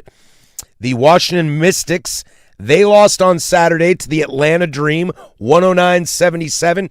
But it's more about, well, at the 3:52 mark of the third quarter, Alicia Flores-Gattino, does that sound familiar to anybody? No. Sure. Was called for a foul while defending Atlanta's Angel Reese, driving to the basket. Well, what happened from that is Sidney Johnson, the head coach of the Mystics, well, he got tossed for arguing with the officials. His assistant coaches tried to pull him back, to which he was not being held back. Seems like a pretty decently sized guy here, in which 3 police officers came out to him and said, it's time for you to go. You got walked off the court by cops? Are we really fearing for our lives that we need the cops? Screw it, I'll say the WNBA needs to get out of their own way. We talk about this off the air all the time. They do so many things that are just so strange that I don't know if it necessarily helps their brand. I think it hurts it more than anything. They want to have this cute, curated little thing that's only good for their community and they like who they want to go to, but they also want to be broad and they also want to make all the money. But they also want to stay here, but also don't be too loud. Also don't be too critical. Also, it's like, brother, do you want to be a professional league or not? Yeah, and I don't pay attention too much to it. I get all my Fire news from Primetime in their 3 o'clock hour. They usually hook me up with what's going on with the Fire. Sounds like it's going really well in town. I know our station loves to be partners with them, and that's probably great for the Portland community. I think they're really rallying behind it. Sounds like attendance is really good. Look, on the basketball side of things, they're doing a great job. Optics, business side, and things that they did leading into the season, not great. You're talking more of a league-wide than individual teams. Well, no, I'm talking specifically Portland. They had a rough rollout. Oh, I agree. There was a lot of weird clunkiness involved. But on the basketball side of things, hired a great general manager, hired a great coach. They've assembled a team that's playing a lot better than folks anticipated. I caught some play-by-play the other day, which you can hear all Portland Fire games right here on the Fan Sports Network. On the basketball side of things, they've done pretty damn well. Yeah. Like I would argue significantly better than expectation. Have lost 3 straight, however. No. Aren't we supposed to get Juju? I mean, I found out this team is winning too much to get Juju. They need to start sucking here pretty hard so they can get a solid draft pick. I want Juju. Oh yeah, that'd be amazing. Get Juju 1 year, Jazzy the next. Do you get a new season bump when you're a new franchise? What do you mean? Like we all kind of assumed that this team wouldn't be very good, but they're actually kind of okay. Do you get like an inaugural season bump? Well, no, you get a little bit of we're not supposed to be good. You use that as a chip kind of a deal. Everybody load manages their stars against you, and then you rattle off some dubs. Well, not just that. It's also, there's a bunch of women on that team that they weren't protected by their teams. They had expansion drafts and like got a little chip. Yeah, so they've got some stuff to prove. I like that attitude. Ain't writing back. Yeah, yeah, I like that attitude. So there's certainly an element to that, but also I think Sarama's a good coach. Like I think Cernovich has done a great job building the team. Like I look at that and I go, hey, all right, cool. Because I think most people pick them to be one of the worst teams in the league, so they're performing above that. But as far as like the WNBA as a whole, like their handling of the the CBA was rough. CBA talks were rough optically. I don't really know enough of the information about how it all went down or like who wanted what and who got what per se, but I know the optics of it were really bad. It's because everybody hates their commissioner. Well, yes. Kathy Engelbert is not a beloved commissioner. She's gotten a lot wrong. I mean, what's with it in basketball commissioners? Well, I mean, Stern was hated but beloved. You know what I mean? There's that to it. But whether it's Bettman or Tagliabue back in the day or Goodell now, like it's Bud. Don't get me started on Bud Selig. But in the end, Bud was viewed well. I think so. He had some clunky moments, but I think so. The thing is that Bud Selig, I don't know, man, he watched over steroids, kind of promoted it. Yeah, he did because the game was dead. Yeah, now the game's not dead. Is the game in the place it is without him? The answer is no. No, probably not. But I'd say the same about Tagliabue in the NFL because As much as it, like, Goodell's such an interesting piece because he's such an easy punching bag. He is definitely the best commissioner. Yes. He has made that sport unbelievable. Yes. Like, what is the value of the NFL? If the NFL It's a league. were a business, if you could purchase the NFL, how much is the NFL worth? Probably $500 billion. I was going to say like $2 trillion. Yeah, I mean, The league on a whole. yeah, but how long does it take to recoup that? Yeah.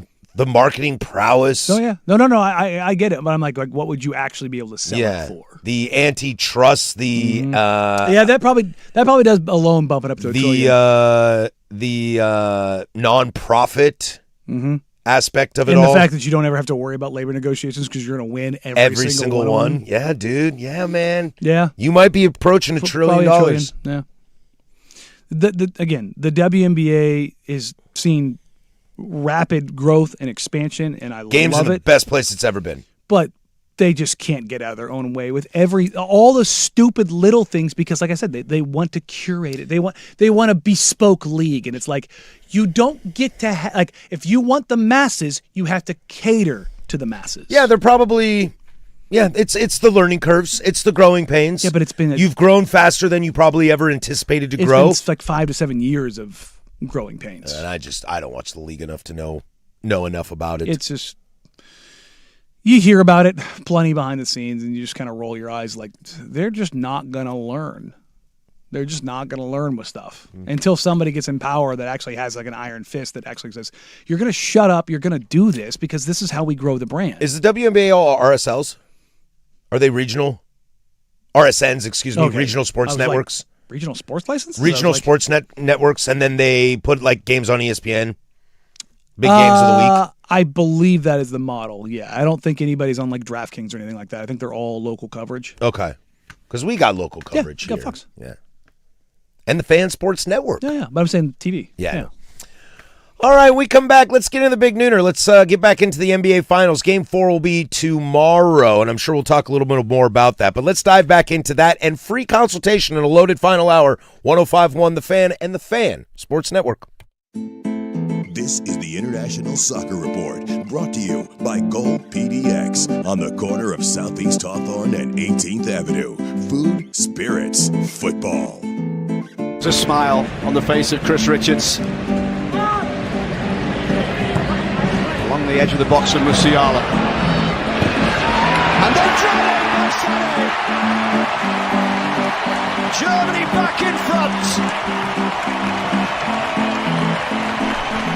That was heard on TNT. Germany defeated the United States of America 2-1 in their last tune-up match before the World Cup. Look, that's Leroy Sané who scored a goal. Germany is super deep. They're going to be a very fascinating team to watch. They're not quite in their window right now, but Germany's never out of it. The International Soccer Report is brought to you by Goal PDX. Join us Friday, June 12th at Goal PDX. That's GOL PDX, as the firm will be broadcasting live when the Global Games biggest tournament kicks off. Goal PDX. That's GOL. Food, spirits, football. I'm Pat Boyle here to help you.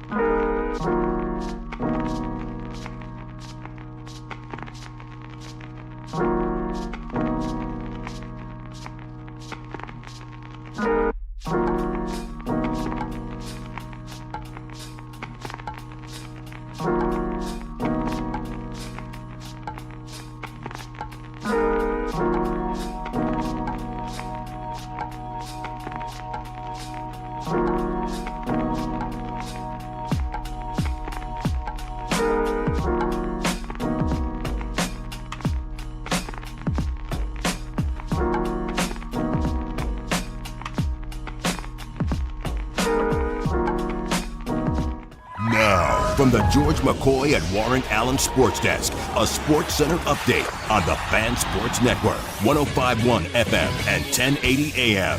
This sports update is brought to you by Reynolds Defense Firm. If you've been arrested for a DUI, you need a team of attorneys that you can put your trust into. Call Reynolds Defense Firm today, online at reynoldsdefensefirm.com. First on the Fan, the San Antonio Spurs took Game 3 of the NBA Finals as they picked up the win in MSG last night. Final in that one was 115-111 as Victor Wembanyama led the way for the Spurs. He finished with 32 points, 8 rebounds, 6 assists, and 3 blocks. Game 4 will be back again in New York as the Knicks come into Game 4 as early 2.5-point betting favorites. Over to the NHL as Game 4 of the Stanley Cup Final is tonight at 5 p.m. Vegas currently leads 2-1 in the series, but it's the Hurricanes who come into the match as 1.5-goal favorites. Make sure to catch all of tonight's coverage over on 9:10 a.m. when pregame starts at 4:30. The Minnesota Wild have signed Michael McCarron to a 6-year, $20 million contract. McCarron played in 20 regular season games for the Wild, setting career highs in shots on goal and 77 blocked shots for Minnesota. And finally, some NFL news for you as longtime Browns guard Joel Bitonio is retiring after 12 seasons with Cleveland. During his tenure with the Browns, Bitonio was named a first-team All-Pro list in both 2021 and 2022 and is tied with Myles Garrett with 7 Pro Bowl appearances as a Brown, the 4th most in team history. And for more sports scores and stories in 30 minutes, I'm Lowercase from the George McCoy at Warren Allen Sports Desk. Hurt, missing work? Insurance companies acting like jerks? Don't call your mom. Call George McCoy at warrenallen.com. The home of prime time.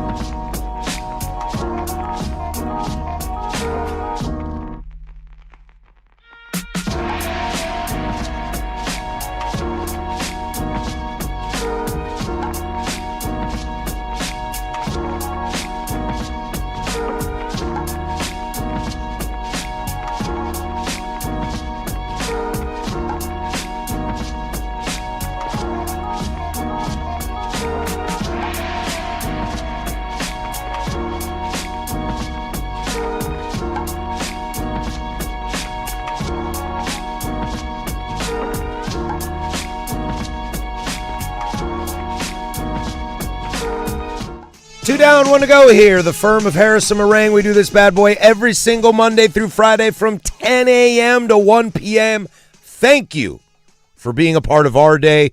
We are stoked to be a part of your day. After us, we'll toss it over to bonus hour of the happy hour, fan happy hour with Luke Anderson. Just a little programming note there.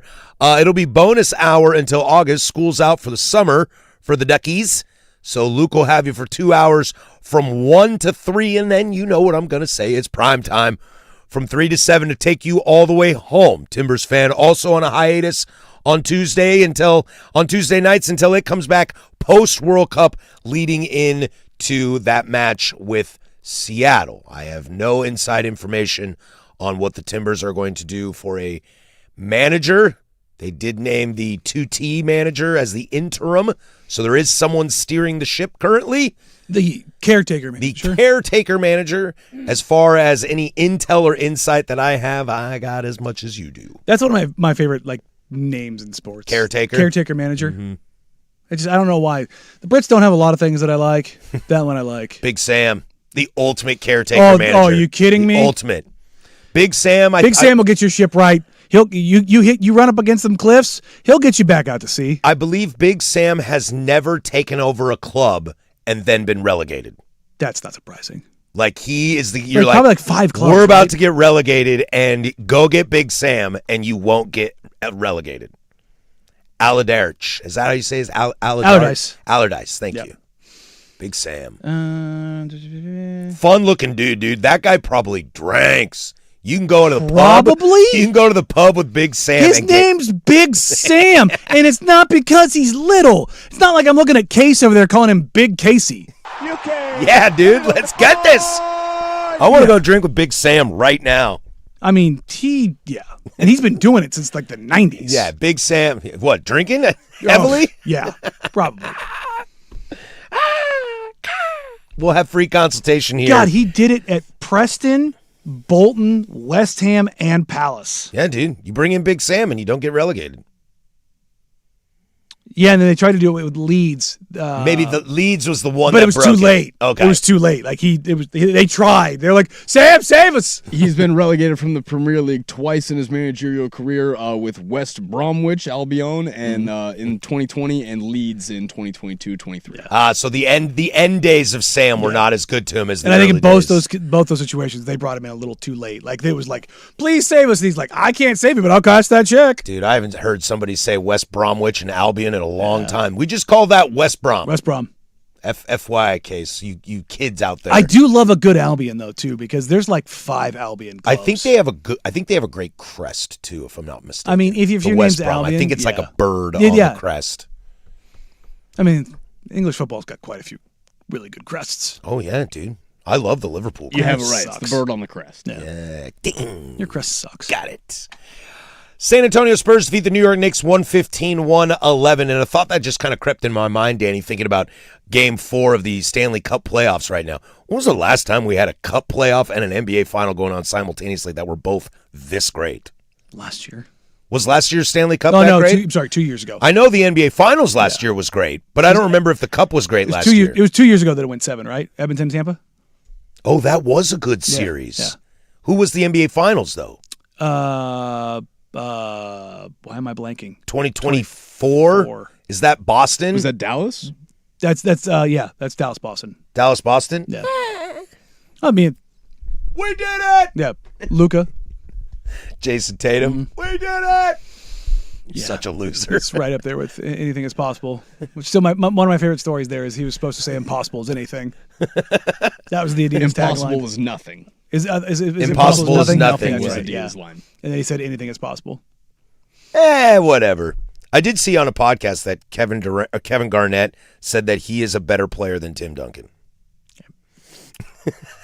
Good old KG. Sorry, pal. Good old KG. I mean, Scarier? Sure. I'm terrified of you, KG. the big ticket is one of the best nicknames in sports.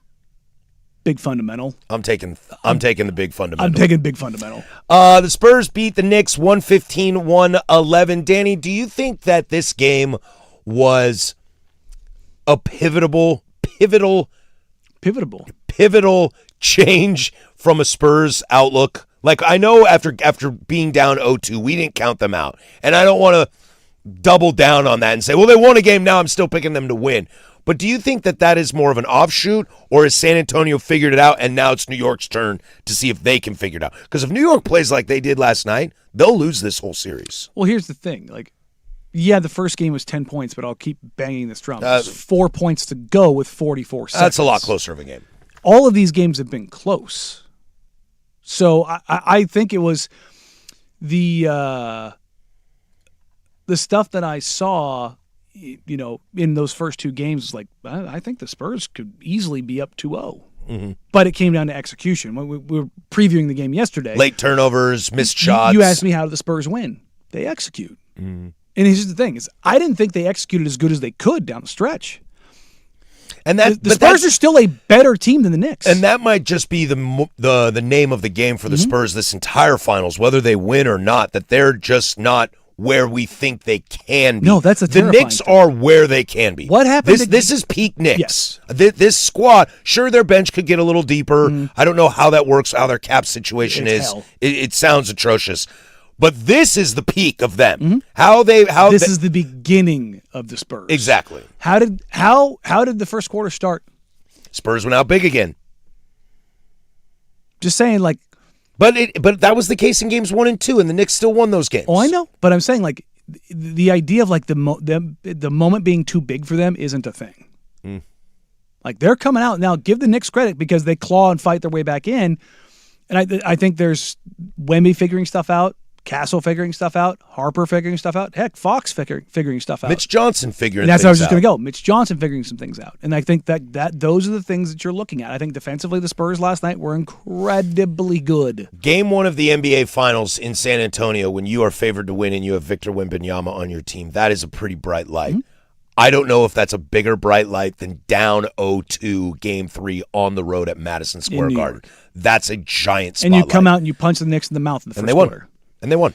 Now, you gave up 42 to the Knicks in the second quarter, but They won the game. So when I look at this and I go, if the Spurs win Game 4, they're going to win this series. They're going to be the first team to go down 0-2 on the road. I believe so. At home, and they're going to do it. I believe so because I think if this gets tied up and it becomes a best-of-3 series, I don't know if the Knicks got him. And you get 2 of 3 at home. If And you Jalen get 2 of Brunson 3. doesn't get in foul trouble, is that game a lot different down the stretch?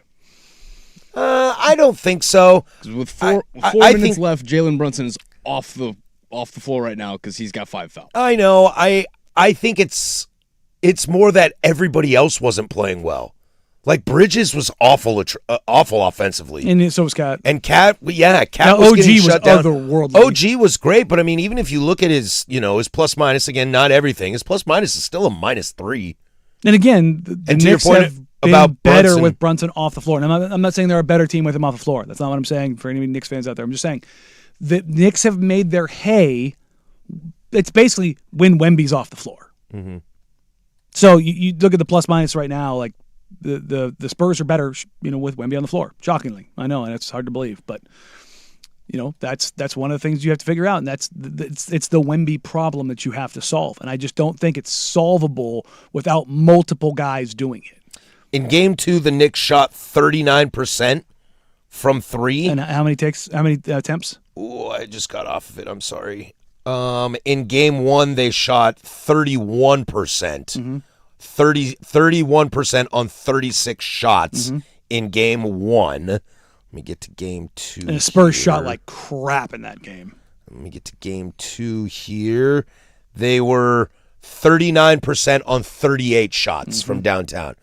So, as much as we say the Knicks live and die by the 3, They they're haven't not shot it well. They're not shooting 45%. No. But they have the capability. Yeah, and Cat in those first 2 games was very, very, very. This was the first game where Cat wasn't dumb efficient, not just in the finals, but basically in the playoffs. I am starting to lean towards the Knicks in this series. I mean, up 2-1, you should. I mean, the math says you should. It's not even that. It's just what I've seen with my eyeballs. Now, Game 4, I think will tell the whole series. Again, I just said the math will tell you the story. The math says that if the Knicks win the first 2 road games and then you don't come back from that, that's hasn't been done.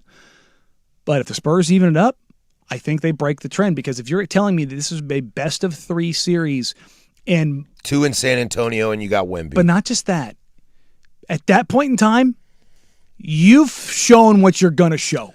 And I think the Knicks get real tight. If you tie this thing Game 5 in San Antonio, and it's 2-2, all that pressure goes on Knicks. 3-game series, and at that point, it's not about coaching. It's not about X's and O's. It's about who's a dude. Yep, and ball going hoop. And Bridges has to find a way to be a dude. Bridges ain't a 2 dude. points is not acceptable. Ain't gonna happen. Because even when Josh Hart had 3, what did he have? What, 15 rebounds? 15 rebounds and 6 stocks. Yeah. Got to be a playmaker. You got you.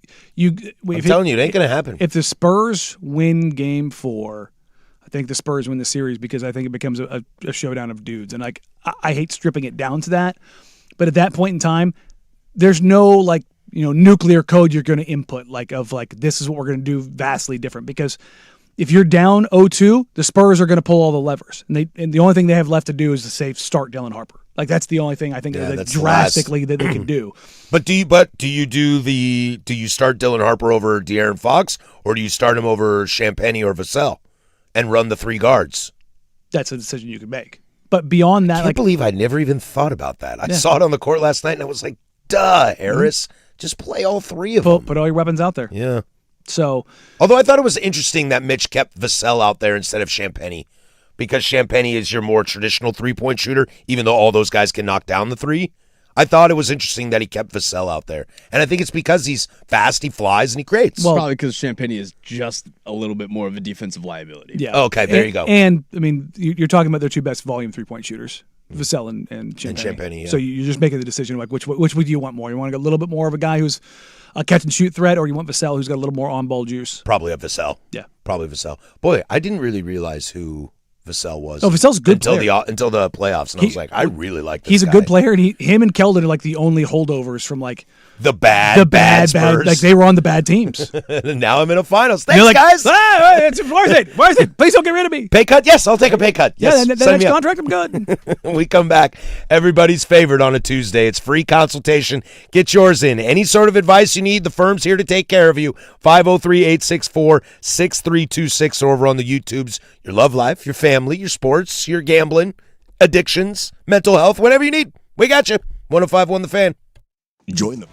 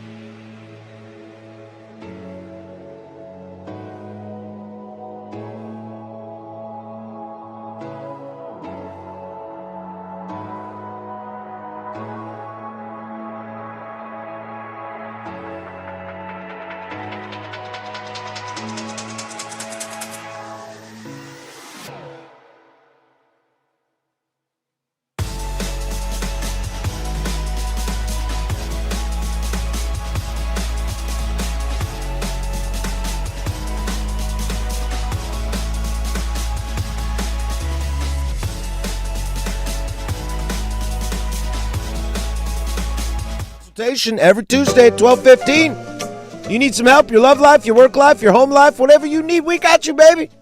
We got you, boo. 503-864-6326 is the fan text line, or jump over on the YouTubes. Let's dive right into this. Free consultation. I'm about to attend my 30th high school reunion. Haven't been to any prior. Haven't really kept in touch with anyone since graduation. Mixed feelings about going.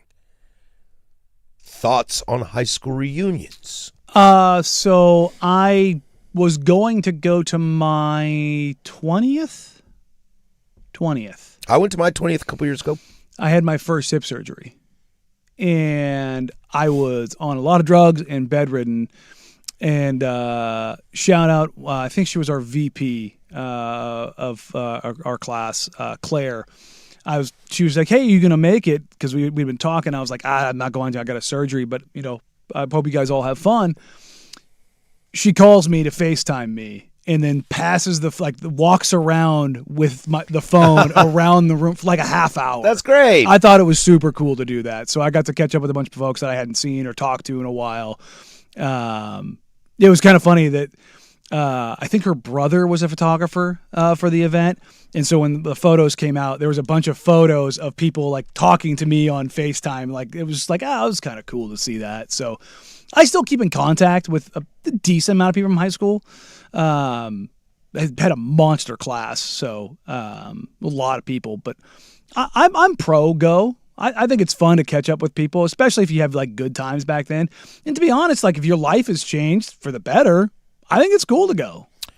Almost all of my closest friends I went to high school with. Oh, really? I hang out with a lot of my high school friends. Does that make you not want to go to a reunion just because you see them anyways? Well, I think we try to make a conscious effort of not just grouping up. We do a lot of stuff together. I mean, a lot of us also went to college together too, so that's part of it. Like a lot of us went to high school and went to Wazoo together, so that kind of doubled down. And we added some people to the group from Wazoo, some people that are from Vancouver that we didn't really necessarily go to high school with. That kind of became part of the crew. No, I went a couple years ago to my 20th, and I had an absolute blast. I think there is the classic people you want to see and people you don't want to see. That's going to exist no matter how, no ifs, ands, or buts about it. But I think it also just depends on kind of the makeup of your class. Like, I went to my wife's 20th the year after mine because I'm 03, she's 04. And I knew a lot of people in her grade, and I knew a lot of people that were at this reunion, and it was to be desired. But mine was a ton of fun. Yeah. So I think it depends on who's going to show up. Mine had a great turnout. Hers had an okay turnout. But mine had a great turnout, but also a great turnout of people that were A, excited to be there, and B, ready to partay. Our 10-year reunion, we did it on deck, which doesn't exist anymore, right? On deck's gone? The I sports believe bar? so, yes. But we did it... not officially, but we did it joint with Southridge because my class was the first class that branched off to open Southridge. And I think we ended up having something like 700 people. Wow. It was massive. We filled that whole place up. And we basically just went around bar hopping the entire night. It was probably a group of like 150 people. Oh, yeah, man. We walked into Tip Top in downtown Vancouver with like 30 people deep on a Friday at 10 o'clock. I don't think they were super jazzed about that. We just broke off into different bars, but it was 150 people probably just going into like different places and like going in from one into another, into another, into another, into another. It was a really, really cool time. So I know some people have horror stories about it, and I don't want to see them. To be honest, it's kind of cool to see people you haven't seen in a long time. Like, not the same, but different. My media seats of the Blazers games. The stairway's right there, and I have had guys that I have not seen since high school. Another high school quarterback. He was a senior when I was a freshman. Came by, these runs or operates or owns a construction company now or something like that. Yells down to me, and I was like, "Holy crap!" Like, I hadn't seen him in 20 years, and it was just, it's kind of cool to catch up with those people. I'm pro catching up with people. I think that can be cool. And I think remember at the same time too, we're all adults. It's different now. Like if you don't want to talk to somebody, you don't have to. You know, if you're just kind of like, hi, you can give them the hi, how are you? You don't have to have the pretenses of anything anymore. No, you don't have to gain anyone's affirmation. No. You can just say, And you don't necessarily have to be that worried about being rude. Just walk away. yeah. They'll have their opinion whether... Yeah, hi. Oh, hi. Good to see you. I haven't seen you in a while. Mosey on. Yeah. I land in the pro go. I'm pro go. I think it's a good idea. I'm pro go because I don't think it hurts that much. I mean, I'm sure there's plenty of horror stories out there, but I'm sure. I think it's fun. Plus, I'm also big on FOMO. Like, I don't like missing out on stuff, especially as... Look, is there alcohol there? Look, I'm in. I'll go. Okay. You Yes. give me a good reason to go, I'll be there. It's yeah. Ew, yeah. Shocking. I think I'm gonna. I don't drink that often. No, I don't drink that often. Give me a reason, I'll go. Yeah, without a doubt. Alcohol. Come on, bro. Mm-hmm. I'll tell you what. Alcohol makes the heart grow fonder, and everybody I think had a better time because when you walk in and all of a sudden someone's like, "Hey, 6 of you, I'm buying shots. Let's come over here." Well, the party got turned real quick. That guy you didn't like also just turns into a lifelong friend. Oh man, why didn't we do this back in the day? We did. Yeah. You just weren't invited. Yes, got it. Got it. More free consultation is next. Get those in 503-864-6326 or over on the YouTubes. But first, we'll give it to Casey with sports. Now, from the George McCoy at Warren Allen Sports Desk, a Sports Center update on the Fan Sports Network, 105.1 FM and 1080 AM. This Sports Center update is brought to you by 808 Hawaiian Restaurant. Mixed plates like Grandma used to make if your grandma were from the Big Island. Woodstock, Burnside, Beaverton, or online at ate-oh-ate.com. First on the Fan, San Antonio Spurs took Game 3 of the NBA Finals as they picked up the win in MSG last night. Final on that one was 115-111 as Victor Wembanyama, he led the way for the Spurs as he finished with 32 points, 8 rebounds, 6 assists, and 3 blocks. Game 4 back again in New York as the Knicks come into Game 4 as early 2.5-point betting favorites.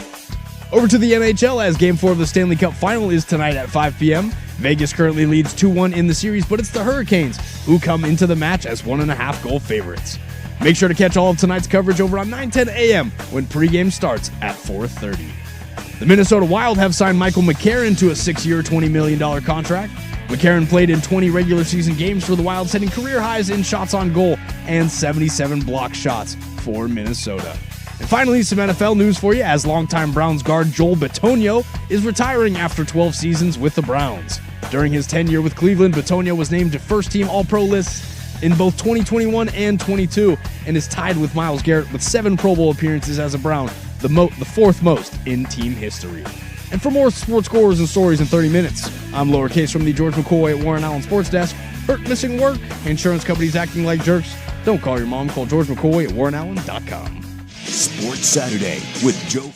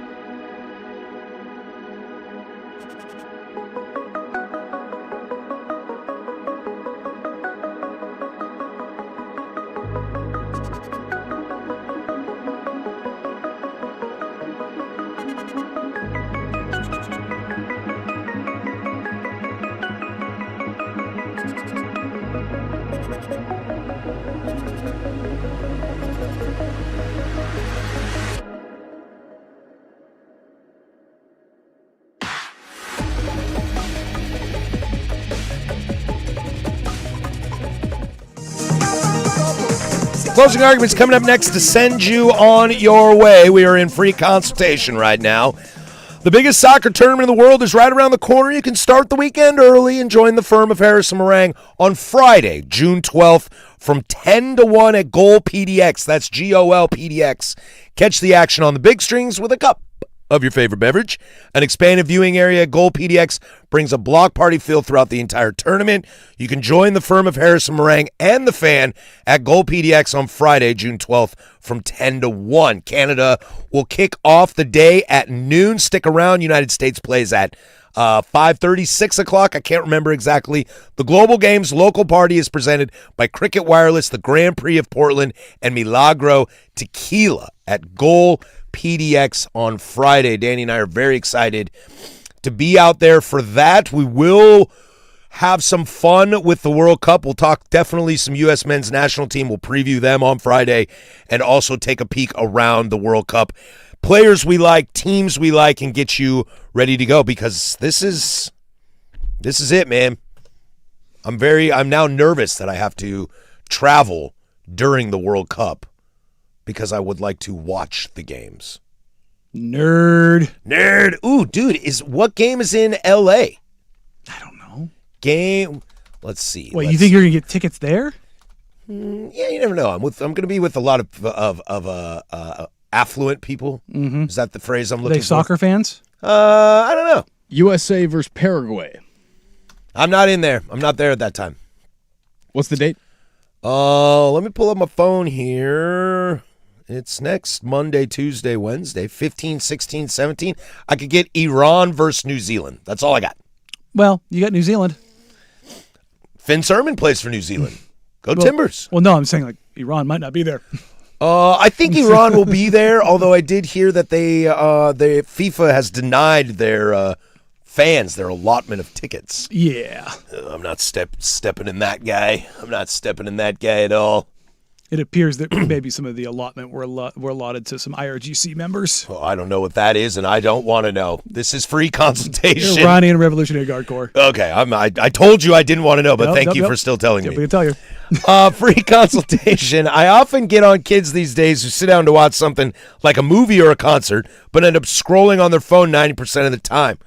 Join the club, brother. Mm-hmm. Telling them to just enjoy the moment. The other night we were watching the new Tom Hanks World War II documentary on the History Channel, and I insisted that quickly Googling an item related to a documentary you're watching is different than doom scrolling through social media and missing half the movie or a concert, but I was called a hypocrite and a double standard. Who's right, who's wrong? Dad's right here. I think Dad's right here, too. Grabbing your phone and go like, oh, that's really interesting. Let me take a look at that. I do it all the time. It's very different. Like, hey, let's pause this real quick. Let's take a look at that. That's pretty cool. I try not to doom scroll when I watch TV, although I'm definitely guilty of it. Depends on what it is. If my kids want to watch something that I've seen 1,000 times, I'm probably going to doom scroll. But a lot of times if I watch stuff with my kids, it's like animated movies, and I'm like, I know that voice. And I start thinking. I'm a big fan of like looking up IMDb's. I'm like, who is that? I start thinking about it. I give myself some time. Oh, yeah. Got to give myself a good 15 minutes. Keep hearing it. Who can we figure that out? Or if you're watching a movie you haven't seen before, it's like 10, 15 years old. You're like, is that? Oh, yeah. Somebody younger? Yeah. You're like, that looks like somebody. I think I recognize them. Dude, the IMDb app is awesome. Excellent. My wife still Googles it to IMDb. I never understand I do too. I'm like, babe, just get the app. I just Google the name and then click IMDb. Oh. See, and I go to the IMDb page and then search the name of the movie, and then I've got everything right there. Plus, I think the app is more aesthetically pleasing.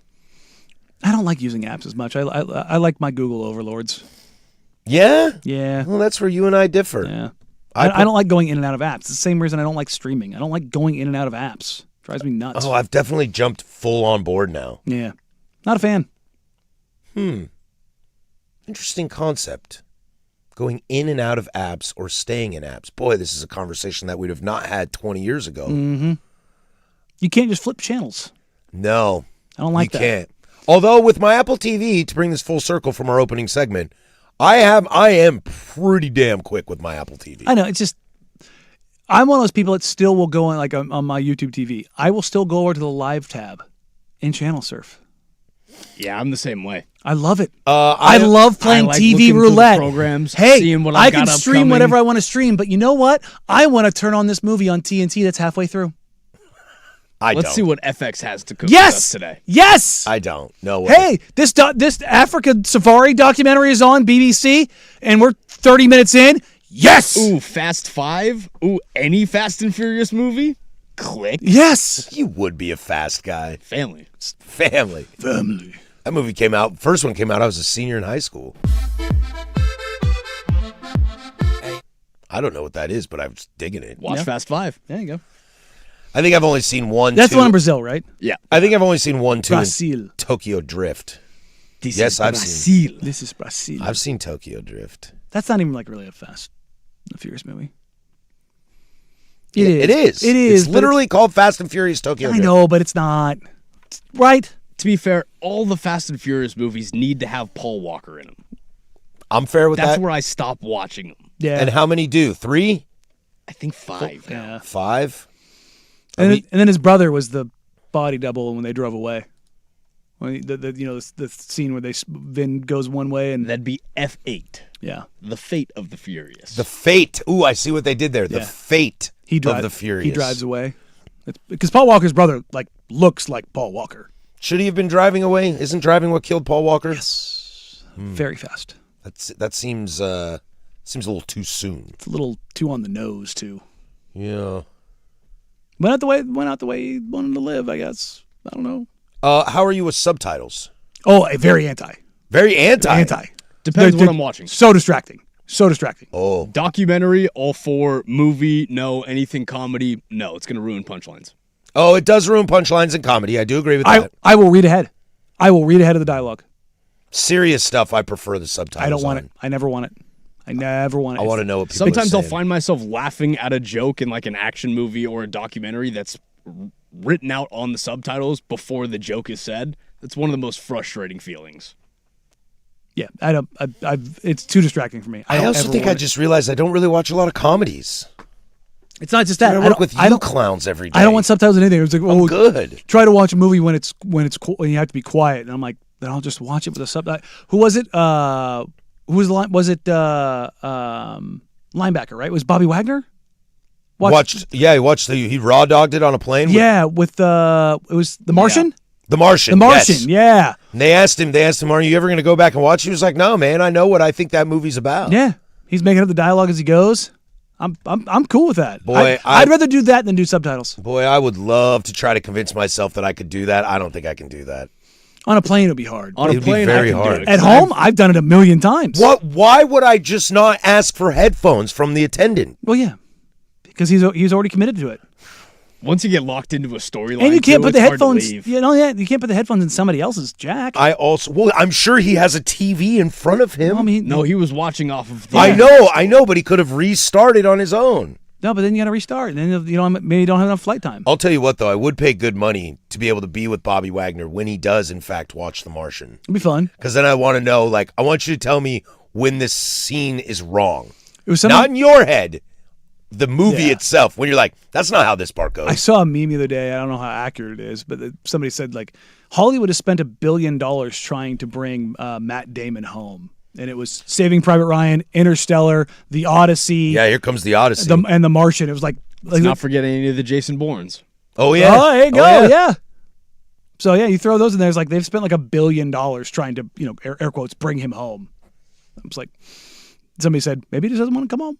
The Talented Mr. Ripley. Did you ever see that movie? It Yeah, but I can vaguely remember it. was a weird flick. Yeah. Jude Law, Philip Seymour Hoffman, Matt Damon. PSH, man. R.I.P. Jude Law, man. Jude Law, good-looking guy. Dude, he still looks good. He still looks the same. He still looks the same. He was in Skeleton Crew, one of those new Star Wars shows. Dude, He looks might not great. have a single bad movie or show on his entire catalog. He's really pretty.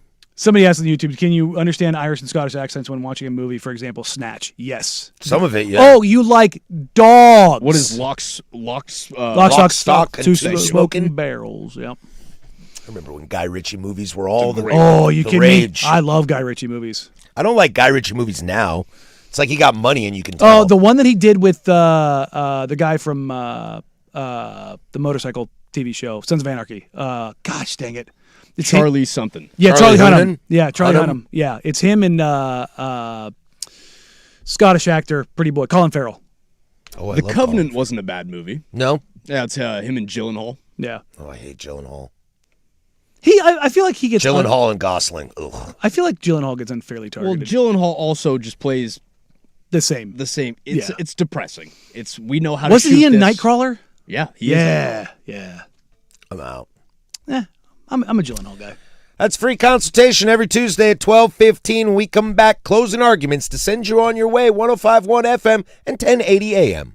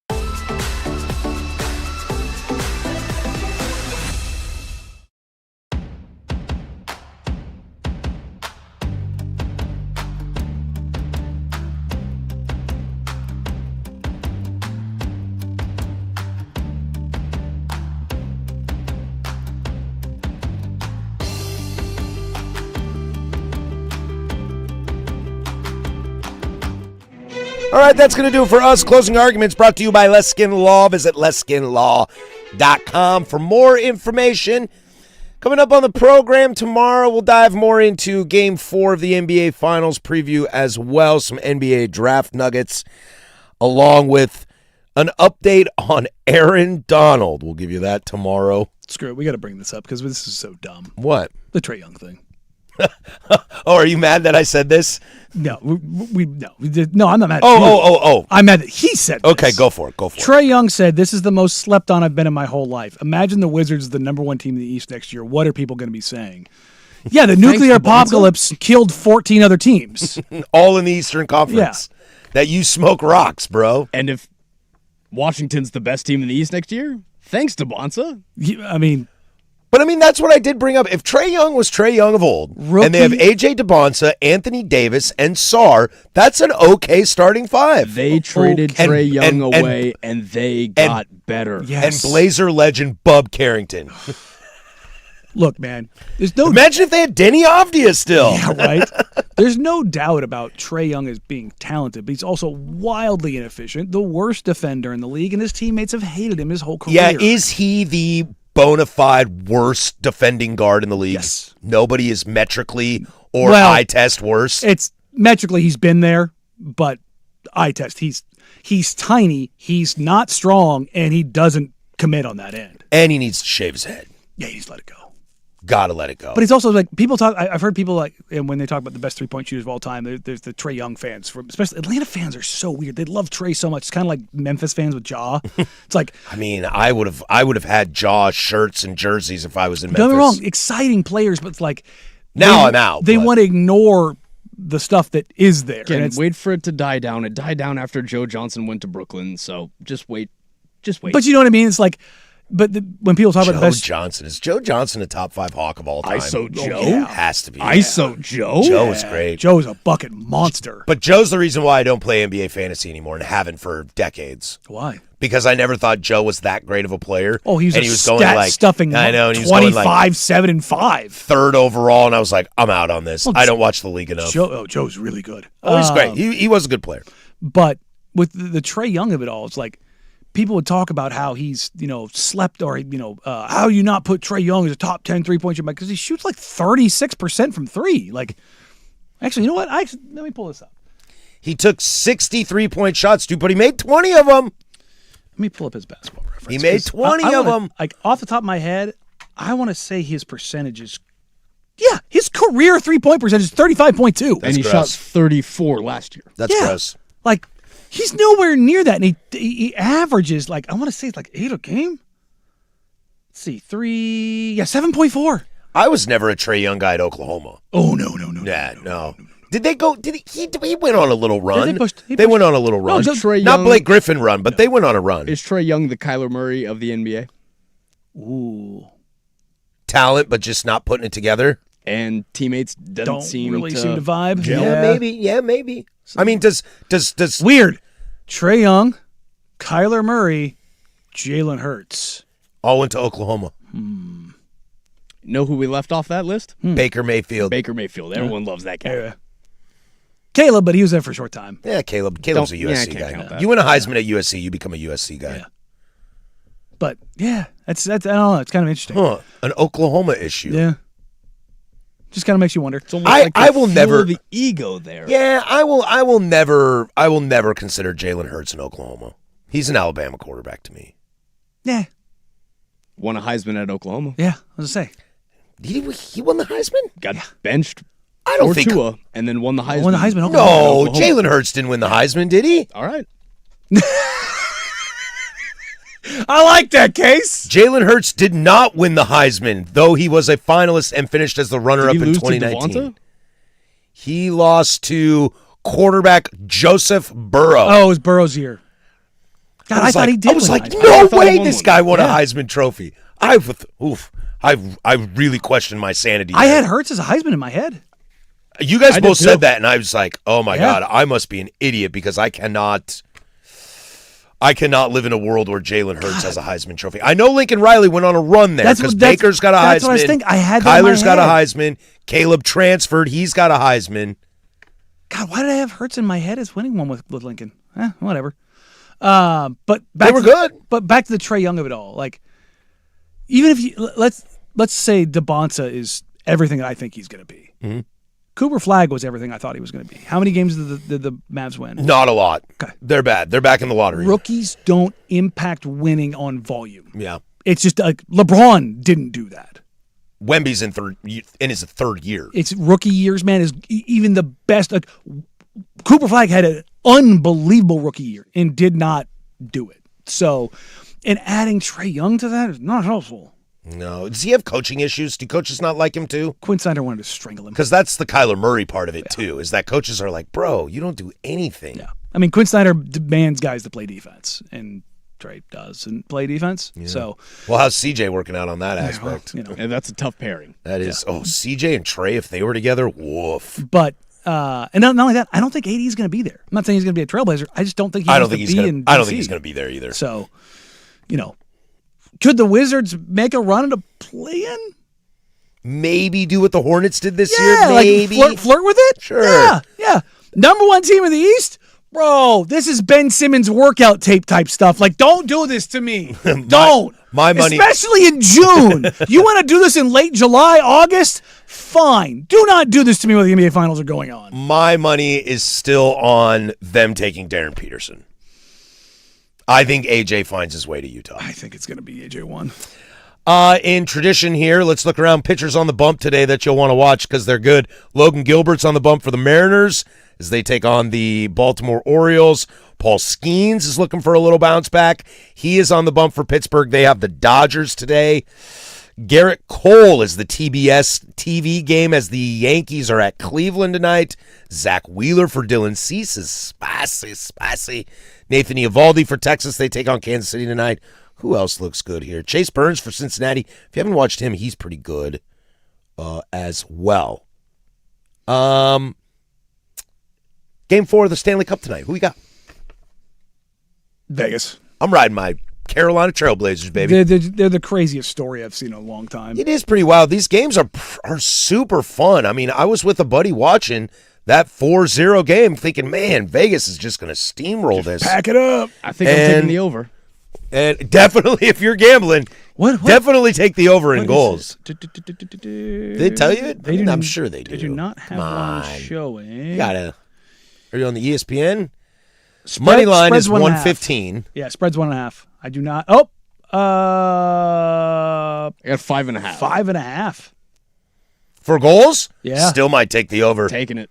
The under is plus money, plus 120. So they're expecting over. Yeah, that's crazy. Jack Eichel. I know who that is. I mean, the lowest goal total we've had so far is 8, right? Yeah.